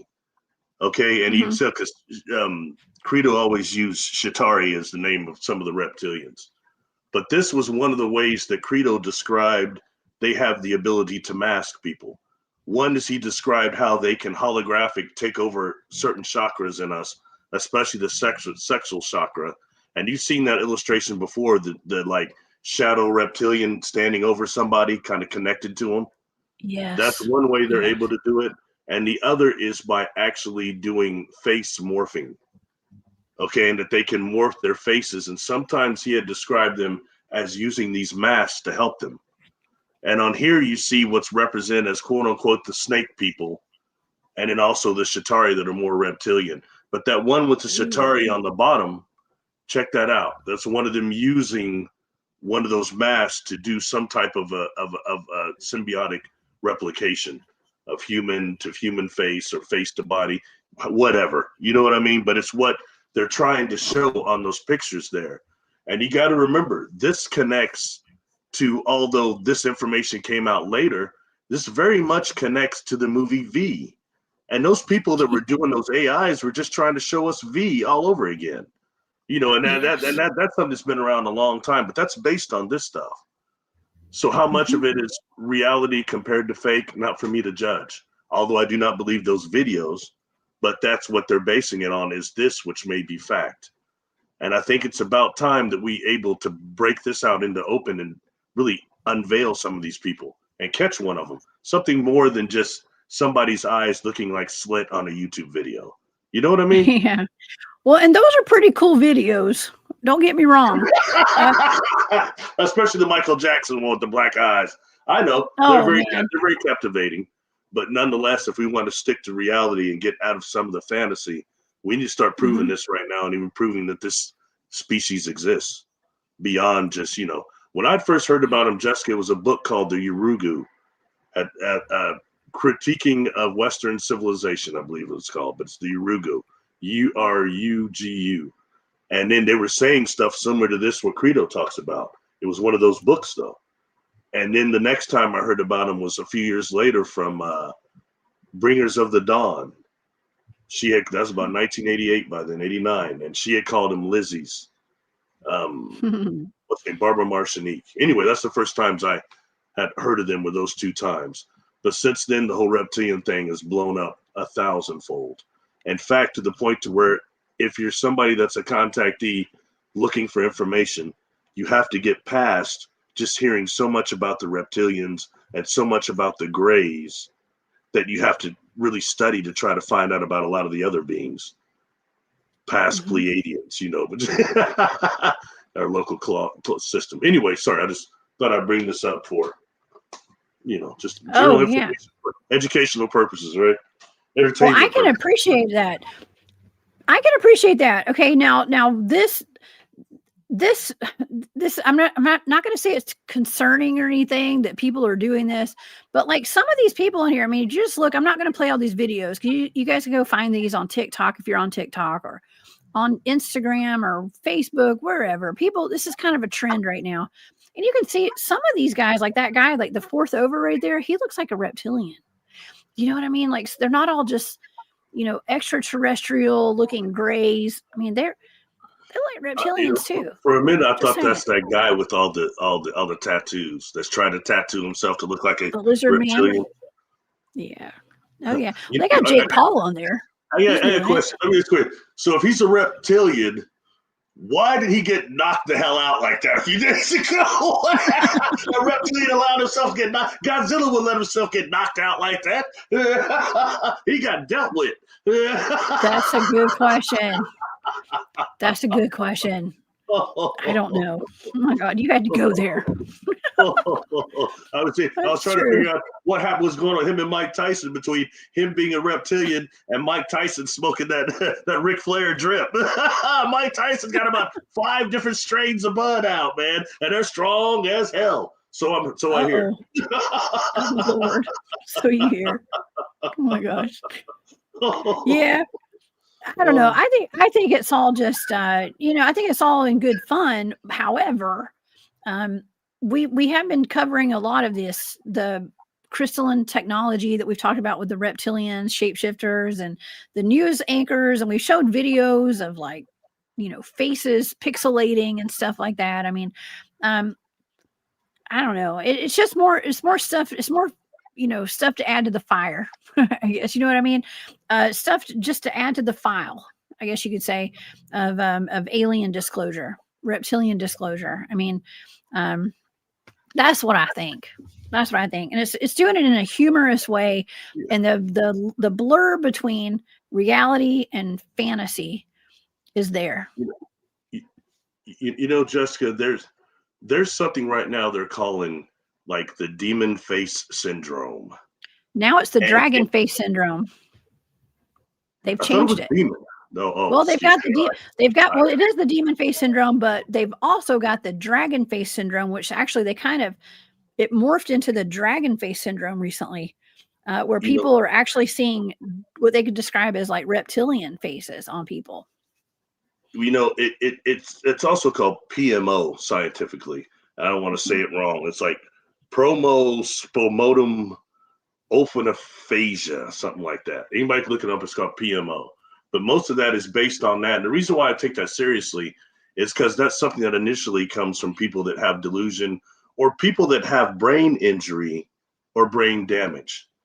And it's kind of correlated in with that. And I take that serious because I had TBI, 4 of them, as you know. So I pay attention to anything people say about that. And at one point when I remembered who I was, trying to evaluate the angelics I saw when I died, a lot of that played into that. How much of it could have been because I had brain injury and my brain was responding to outside stimuli, was processing the last oxygen that was running through. And I went through all that stuff. You know what I mean? Especially as a psychologist trying to really figure out what the hell happened. I can separate from my spiritual experiences what happened and I saw and experienced when I died. That takes some of the things that we hear from others out of it when you go through it. You know what I mean? Anyway, sorry. Food for thought. Everybody look up PMO though and see how this factors into this whole thing of what they're calling dragon or demon face syndrome right now. It actually evolved from PMO. Anyway, food for thought again. It is. That's wonderful. Yeah, I have been covering the demon face syndrome and the dragon face syndrome. A bit. I mean, I was even talking about, what was it? I think Jane and Gerald were on the show. We were talking about that. And there was actually they call it the Nashville, I don't know what, it was a Christmas bomber or something like that. I can't remember. There was a man who actually blew himself up, unfortunately. And he was, I guess, I mean, he was actually out there kind of hunting. He had some kind of device. It was some kind of technology where he claimed that up in Tennessee, he was in it was actually the Montgomery Bell State Park, where Werewolf Springs is, by the way. He was out there. He said that through this technology, he could actually see demons. I mean, not demons, reptilians. He said reptilians out there. And I don't know. You'll have to go back and watch that show. It was really good. I think he said something about a plasma blast too. You were talking about plasma earlier in the show, and there was some kind of he had to have. He didn't want to be stuck in that reincarnation cycle. There's some kind of a reincarnation trap, and this is kind of interesting because he was saying that he had been stating before he blew himself up that he needed some sort of a plasma blast or something to stop that reincarnation cycle of like being coming back is like a soul trap. That's what it is. Stuff that you talk about, Barry. This is sad. It's that stuff driving someone crazy. You see what I mean? Driving someone crazy. I've had 2 people that reached out to me recently, and I just started doing sessions again after taking about a month off, and One of them is telling me, well, the whole thing about the false light thing that ruined my life. It gave me nightmares, not able to wake up, and the whole deal. And it's sad how much auto-suggestion really affects us without knowing. There's other people saying that haven't done the work, haven't died, haven't done none of that.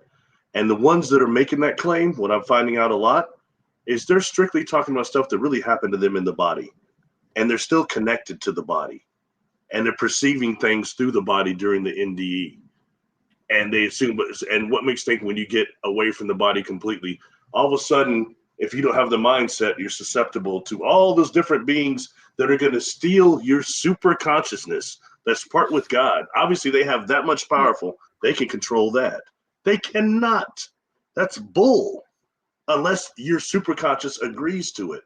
And I've encountered that again and again. I don't care what nobody says. Until I see the data like you do, through experience of working with regression, I don't buy it. And at very least, I will say this. It is certainly not the normal way of progression for us on the soul spirit level. And it's something that's much more entwined with Earth and our incarnations here when we're actually here, opposed to when our body is no longer functioning and we're gone. If you don't do the things these fools are telling you, which is not going into the light. Listening to a deal, and there's some brothers talking, okay, and boy, these brothers were sharp. And the brother's saying constantly, there's these two different parts to death. There's the light, the false light, and then there's your ancestors. You go with your ancestors, don't go with the light, this and that. Yeah. And I can tell this brother's talking, he's not done any of the work, because he would know. Look, Jessica, not when the light comes, when someone's in the death process, it's not always a white light or a yellow light. It can be any color of the spectrum.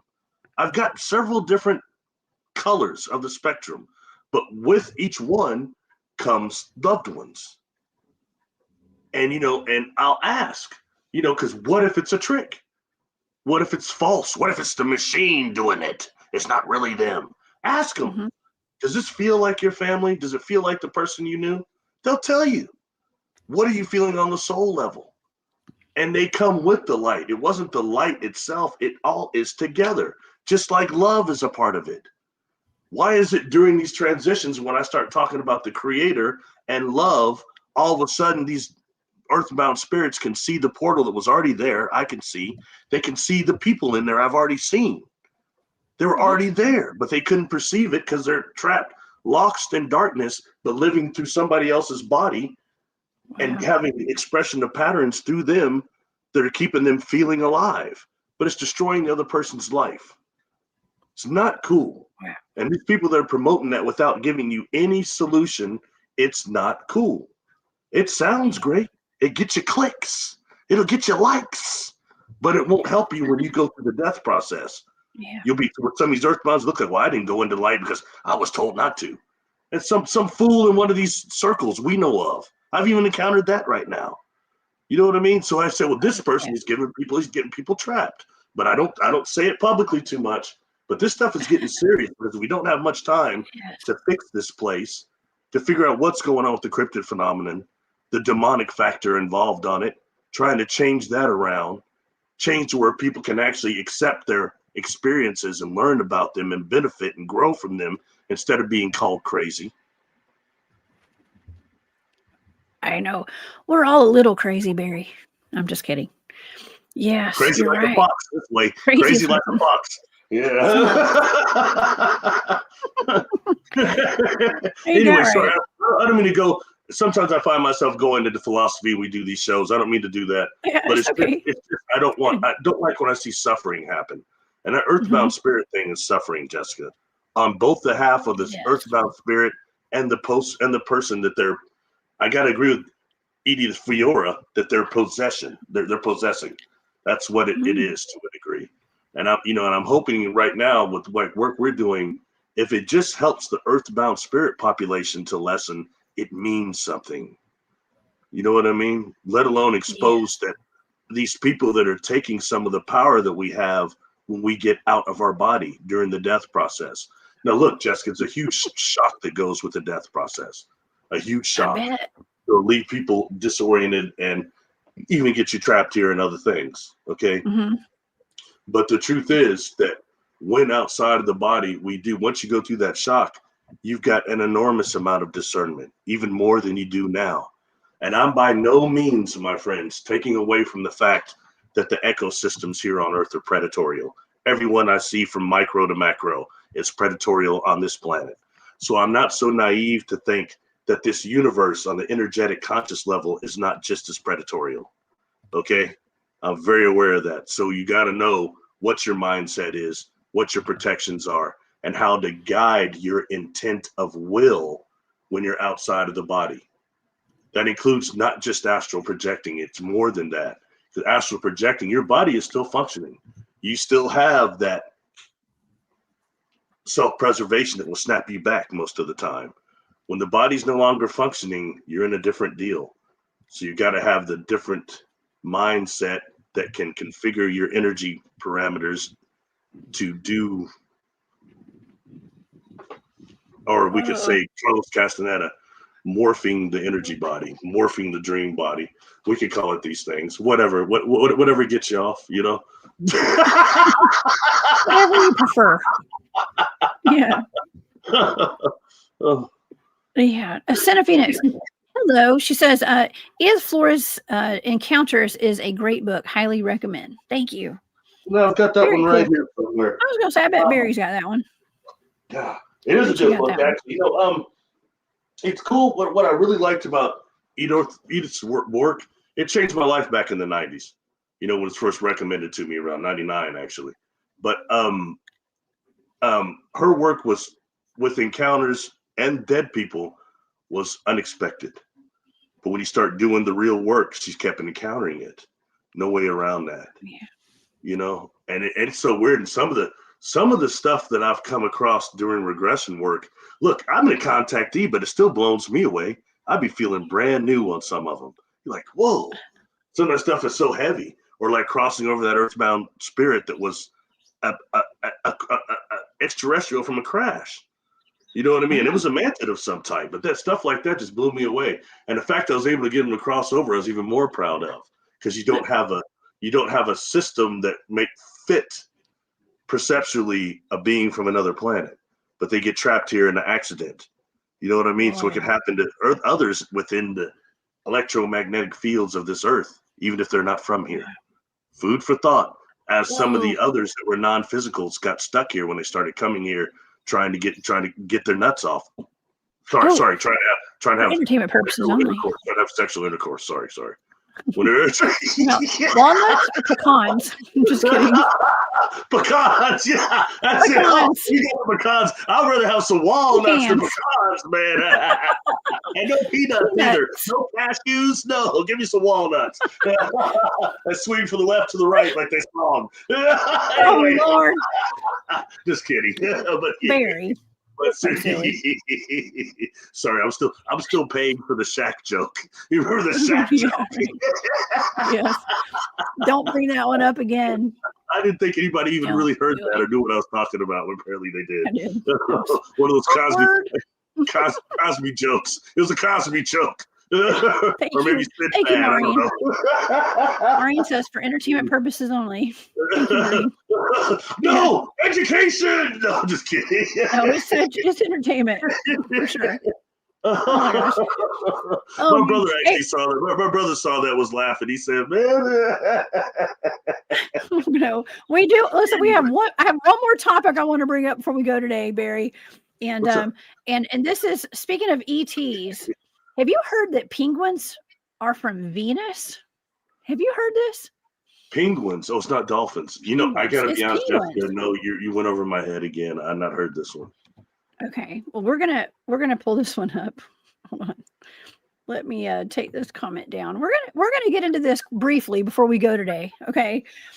Because this was the first time I had heard this. I was just scrolling through, social media, looking at people peeling their faces off and presenting as reptilians and demons and stuff and aliens.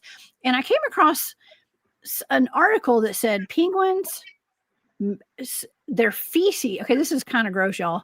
We talk about poop a lot on my channel for some reason, but scientists had found. Now this is from 2021. Okay, there were some more recent articles from like last year, around May of last year, but they were talking about how penguin feces contains an element usually found on Venus, and scientists are baffled. It's called phosphine,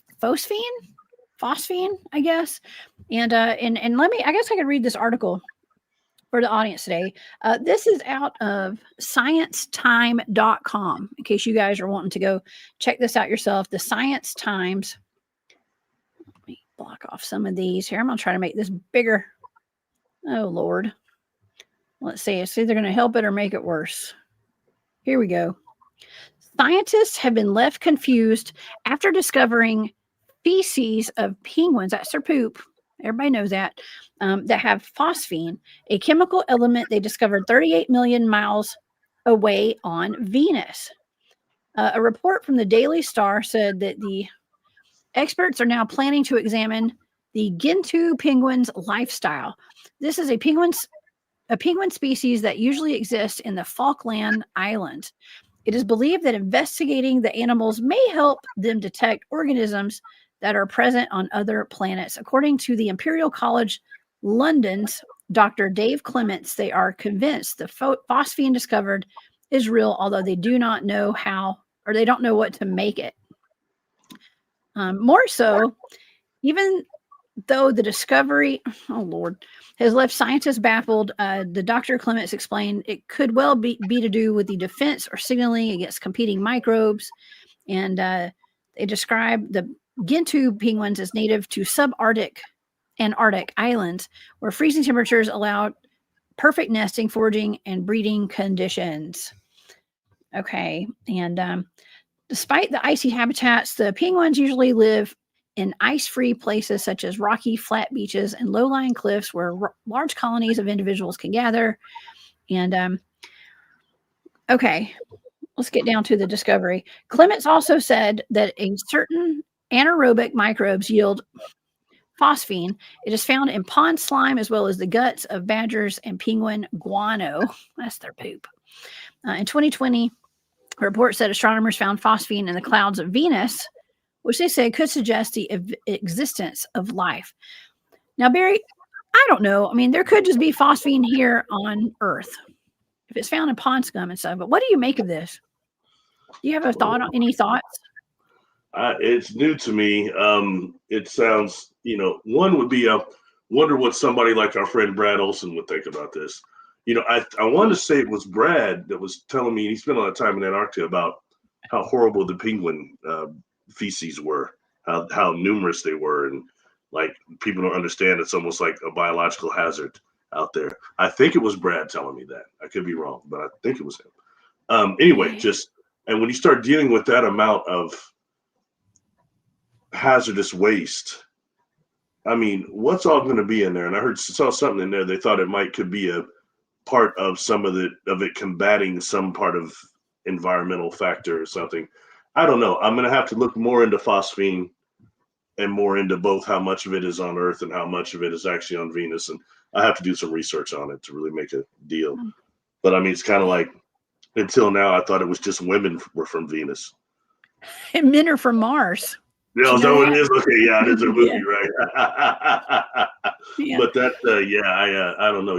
The things about Venus are interesting in terms of what may have once existed there, but it doesn't seem like nearable as a viable sphere as Mars once was. Mars and Europa, and what's the other one? Not Euclides, Titan, right? They say are like the most almost Earth-like spheres here in this solar system. So it just makes me curious about stuff like that. There's a whole lot of work we've done on Mars, which is a planet I've never been really attracted to, but nonetheless, the information and data kept taking us there. So it is what it is, But Venus mostly got its most attention when George Adamski claimed that he were meeting people from there that were subterranean, right? Well, they say, there's a list of people that are supposed to be from Venus, including Nikola Tesla. And what is the valiant Thor? I think he's supposed to be from Venus, right? That's your favorite. Oh boy. Favorite, baby. I've still got an open invitation out to Valiant Thor. Come on by. Let's go get a pork chop. Take a couple of selfies. It'll make my whole life. Think about it. Never know. Me and Valiant Thor eating some sushi. Some unagi, some eel. That sounds like a fun time. Oh man, gosh. I mean, I don't know. Some of these things that really just people are more interested in things that are government related, supposed disclosure than real conscious disclosure right now, which is what's happening. Things that are go away. A lot of people presenting real information is not stuff that most of these people are talking about. That's a project this, project that, and this and that happened with the government. And hey, that's great. That's cool. If you want to consider that disclosure and that's really ever going to change anything, and they're really going to change how they're doing things any more than they are right now, and this not being a demonic run place, it's going to happen with quote unquote the Jedis of people like in your group, people that are talking about this stuff and won't let it settle, and people that start doing, discoveries and inventions on their own. I'm sorry, I mentioned it yesterday, like for free energy. The free energy community, if you've ever dealt with it, man, they're screwed. You want to talk about egos. They've got worse egos in the free energy place than they do in the Bigfoot community and the UFO community. I mean, you get it like it's all up to here, but at some point, it's like, wow, man, people are so much looking for credibility that they're not even exploring the real science anymore. You know what I mean? It's more like, hey, look at me, I've done this, and give me control of this so I can monopolize it. Yeah. I mean, this is like it's like the people that bought not just Park Place and Boardwalk. They bought all the little gray woods over there, Connecticut, all the green woods, the blue woods. When you go around that board, if you hit anything but jail and go, you're paying somebody. Oh, yeah. It's like I used to watch when I played Monopoly. I was like, boy, this is a lot like that show Dynasty my mom watches, or Dallas. It's a shame that that's the way our world is so concocted and run in that way. And I'm hoping that that's what's changing. People with free speech, free ability like we're doing now to join together and really change things. Because the ones in power are what's destroying our biosphere and our spirituality. Oh, yeah. Oh, yeah. Well, I don't know. I just think this is all, I thought it was worth talking about. Okay. As far as potentially other animals that we have here on our planet not being from this planet. Okay. And it's like I said, it's always a deep rabbit hole, isn't it? Everything I bring up is pretty deep a deep rabbit portal is what that is. And there are a couple we can look at that maybe would be more convincing than that. Like for example, this phosphine, I got to learn more about it, because if they would say there's iridium in there, which is mostly found in meteorites only, then I would be much more suspect. But we've got these animals here, which one that, it's so interesting. It's getting so much popularity now since this scientific discovery hit the media, is the octopus, octopi. I keep watching this guy who's got all these tanks, and he gives these octopus these different jars to open up to get to the clams. And no matter what he gives them, they can open it up. I mean, some of them that are hard things to configure. And then finally someone tried to screw it up by showing them manipulating Rubik's cubes. That's AI, okay? But the other stuff is real. Them opening up those jars, he's saying, I don't know if they'll know how to do this one, but they're so intelligent, how they change the colors and everything, their genetic structure and their brain structure. They're one that's definitely up right now for not being Earth terrestrial. But you've got the plant kingdom too. Look at the ones that cross between the plant kingdom and the animal kingdom, which would be the Venus flytrap, the what is that? The honeysuckle. Oh gosh, I should know the name of that. It's got the bloom on it, but it opens up and closes similar to a Venus flytrap. I don't know. Bulb. Somebody in the chat will know. Anyway, it's got the same characteristics as the Venus trap, and I believe there's a third one too that also would not just uses photosynthesis, but also digests like insectoid parts. So those three there, those need to be looked at too as things that might not possibly be from here. You know, as a kid, people say the sea monkeys weren't from here, but come on, those are brine shrimp. They're terrestrial. Brine shrimp. Right? Yeah, Missing Time says pitch. I used to have pitcher plants. I bought some pitcher plants at an arts and crafts festival one time, and I love those things. They're absolutely beautiful. They would eat the flies. Mm-hmm. Yeah, they're carnivorous. You know, there was an episode of Star Trek Voyager where they had a like space pitcher plant that was projecting false wormholes, so the crew would go in there and get ate. They're trying to get home, you know. It's showing these wormholes. Come on in here, man. It'll take you right to Earth. But it was like a pitcher plant, a space pitcher plant. Oh man, yeah, those could be scary if they were giant size. You know, they'd be that movie Resident Alien. Okay, he's supposed to be some type of an octopus, a relative of the octopus, his species. And it gets so weird in there. Like the girl takes him to a convention, a UFO convention, and you've got Giorgio Salakis, sitting in a room by himself, talking to this dude about these different species and stuff. They're standing there talking, and they're naming all these different species. He's looking over the girl. Well, this species no good. This one's that.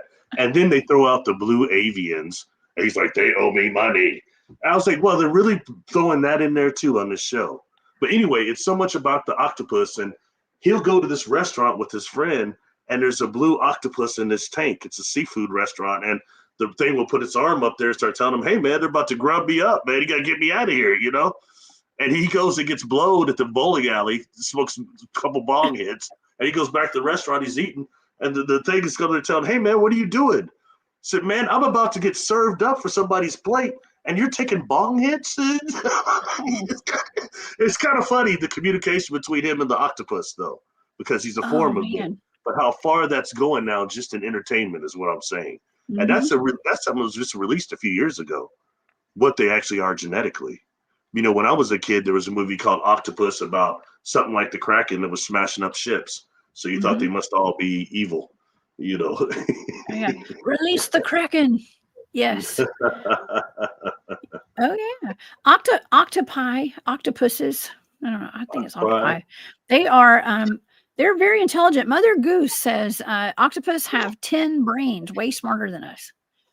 They're way more flexible. Is that flexible? Was flexible be the word? I mean, they can squeeze through tiny little cracks and stuff.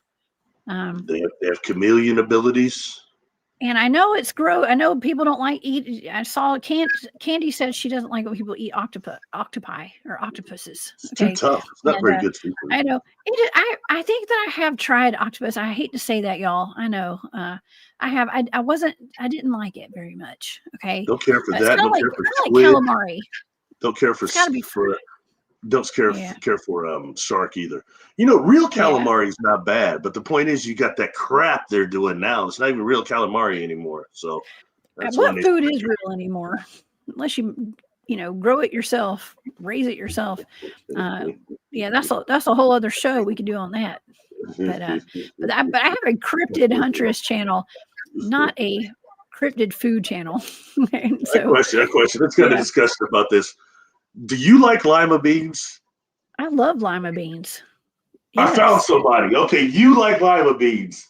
You're one of those people that's like worse than somebody who's left-handed like me, right? Okay, so I'm ambidextrous. You like lima beans. I found somebody. I've never met anybody in my life that likes those things. You're a first. I love lima beans. I'm a country girl. I grew up on a farm. We grew beans and stuff. My grandmother always had beans. Krypton, those things would suck. Oh my God. I'm a farm-fed country girl. Okay. And I love lima beans. Butter beans. I don't know if I believe you, Jones. I think you do eat Mountain East oysters. You're just not telling me. I think you're an oyster fan. Are you oyster fan? No, not that I know of. You know, my dad used to feed me all sorts of weird stuff, and I would just eat it. I just trusted him, and he would bring home like fried chitlins and stuff from the church beside his, business, and I thought they were For French the fries. black church, wasn't it? Black Yeah. church? That's cool. Yes. Yeah. Yeah.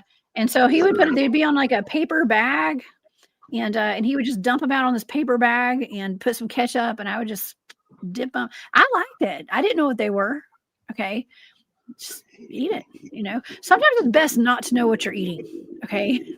Maybe that's how it goes. Just like those Vienna sausages. I bet your view count went down by like 50 right there. Yeah, it probably did. She sounds better. She said she ate chitlins from a black church on top of that. What's wrong with that? I'm just kidding. I'm messing with you. I gotta tease you sometimes about that. I say that's my friend that she eats chitlins. She builds engines. She drives race cars. She hunts Bigfoot. She carries guns. Maybe. And she's a remote viewer. And people look at me, who the hell kind of person is that? I was like, Jessica Jones, superhero. Oh my gosh. I've had a very interesting life, and I wouldn't trade it for anything. Okay, for sure. And I know. Dominique Wilkins. I was telling my friend Larry that Larry's from Macon. He was going, shoot, she hanging out with Nick. I said, she was Nick at night big time, man. Oh, man. It was just brief. It was on a couple of occasions at events. Track on accident.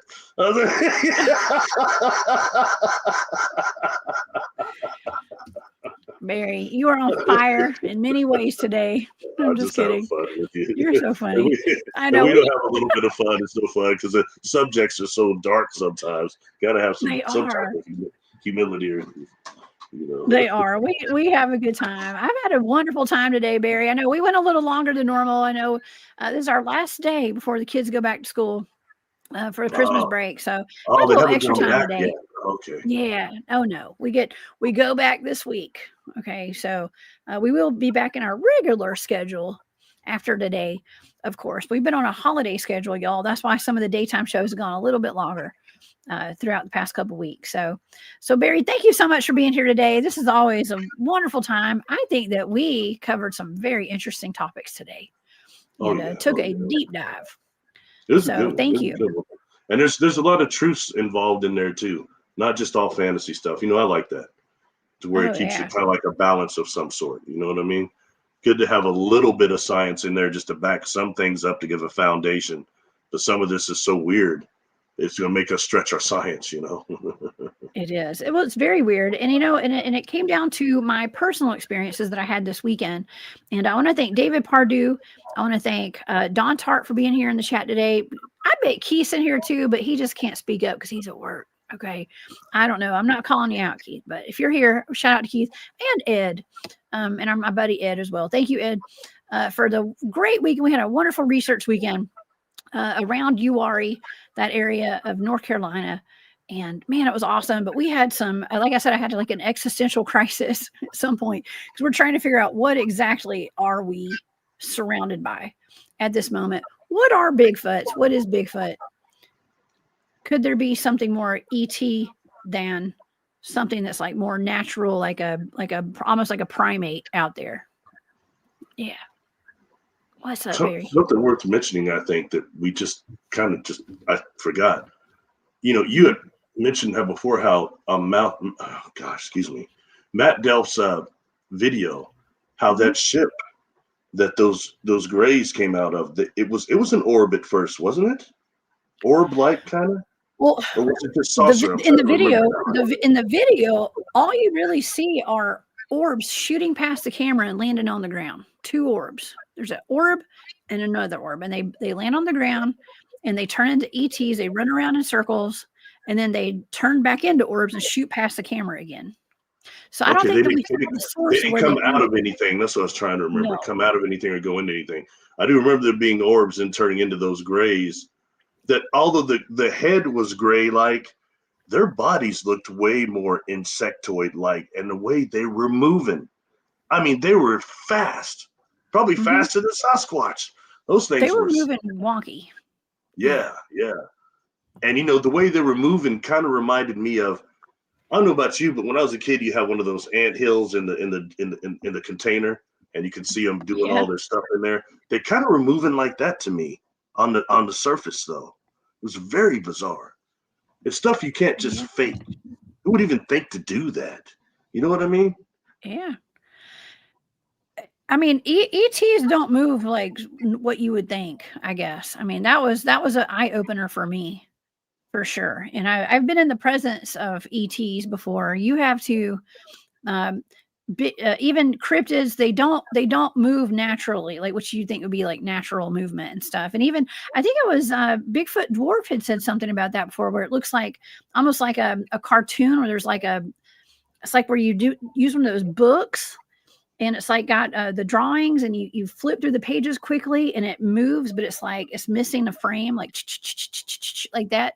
That's how things move as well out there. So it's, I don't know, maybe it's all about our perception, or about how we vibrate with their vibration, like how I don't know, some kind of frequency thing, a vibrational thing, I guess. It's just weird.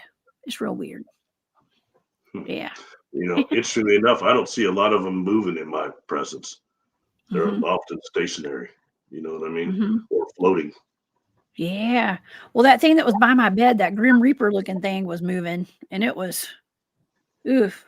I don't know. I actually had something when I took my son a long time ago to that Pickett's Mill Halloween storytelling thing, where it was like a haunted forest at the Civil War battlefield. We heard the cannons firing afterwards, the phantom cannons. There was somebody on like stilts. There was some kind of, creature that somebody was dressed up like, and they had like stilts, and like their hands were on stilts. They were walking on all fours, basically, is what it looked like. And that whatever movement they were making was like what I saw beside my bed that day. Okay, that night. And so it was very kind of unnatural. It was creepy. It was creepy. Remember, you compared it to the Vegas in the backyard, or wherever that was in the Exactly. That backyard. man's head. And I think that's AI, but they got it right, if that's AI.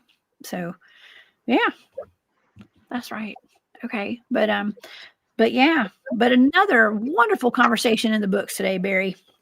Wonderful conversation. You had a great show yesterday on plasma cosmology, if I'm not mistaken. Yeah. And Thank you. yeah, would you like to tell the audience where they can find you and your shows, and maybe tell us about plasma cosmology real quick? Oh, sure. I'm on I'm Barry Littleton on YouTube, doing a lot of stuff on there. Barry Littleton on Facebook, Barry Littleton on Patreon, and Barry Littleton on Instagram. If you want to have a session with me, which I did start doing again yesterday, actually, Barry Littleton13@gmail.com. I had some people mad at me, so I've got some emails to respond. Got one last night, actually, too. So I'm trying to get with everybody. If you did not hear back from me, send me another one, because I'm fresh trying to do the new ones and get everybody. Barry Littleton13@gmail.com. YouTube, I do a lot of videos on there. I do lives on Sundays at 2:30, sometimes, most of the time. Last one was plasma cosmology. We talked about a little tonight, and about how we've got the Kotulski clouds and certain configurations of what's called dusty complex plasma, which are plasma clouds. We've got plasma crystals that you can only see if they have a dust with them. Different types of dust, but when you start dealing with space dust and cosmic dust with these plasma crystals, it changes things. So I talked about that a little bit, and how some of these are complex enough to be a different type of inorganic life forms. Wow. Yeah. Man. Well, we talked about that a little bit at the beginning of the show today too, y'all. So if anybody missed that, please go back, do a little rewind, and start from the beginning, because that was some really cool information we put out there. Hey, thanks. Earlier today. So thank you, Barry. Man. All right. Well, I have a lot to think about now. And I need to go. I'm going to go analyze those pictures. I sent the pictures over to the guys. I know David is going to be analyzing those glowing. It looks like glowing orbs in the woods. You couldn't hardly see them, y'all, because I didn't have time. I didn't have time to blow up the pictures up. Those are the raw pictures y'all saw today of what we were seeing in the woods. Keith has some better pictures. I'm going to bring all the guys on the show. We'll do a Saturday night show, and we'll talk all about that here in the next couple of weeks. So yeah, wonderful times. Yes, I did have a trip to the Uwharrie area of North Carolina this weekend, and we got surrounded by Bigfoot or something else while we were out there. So yeah, so thank you. I want to thank everybody for being here today. You guys are the best. Thank you to all my moderators.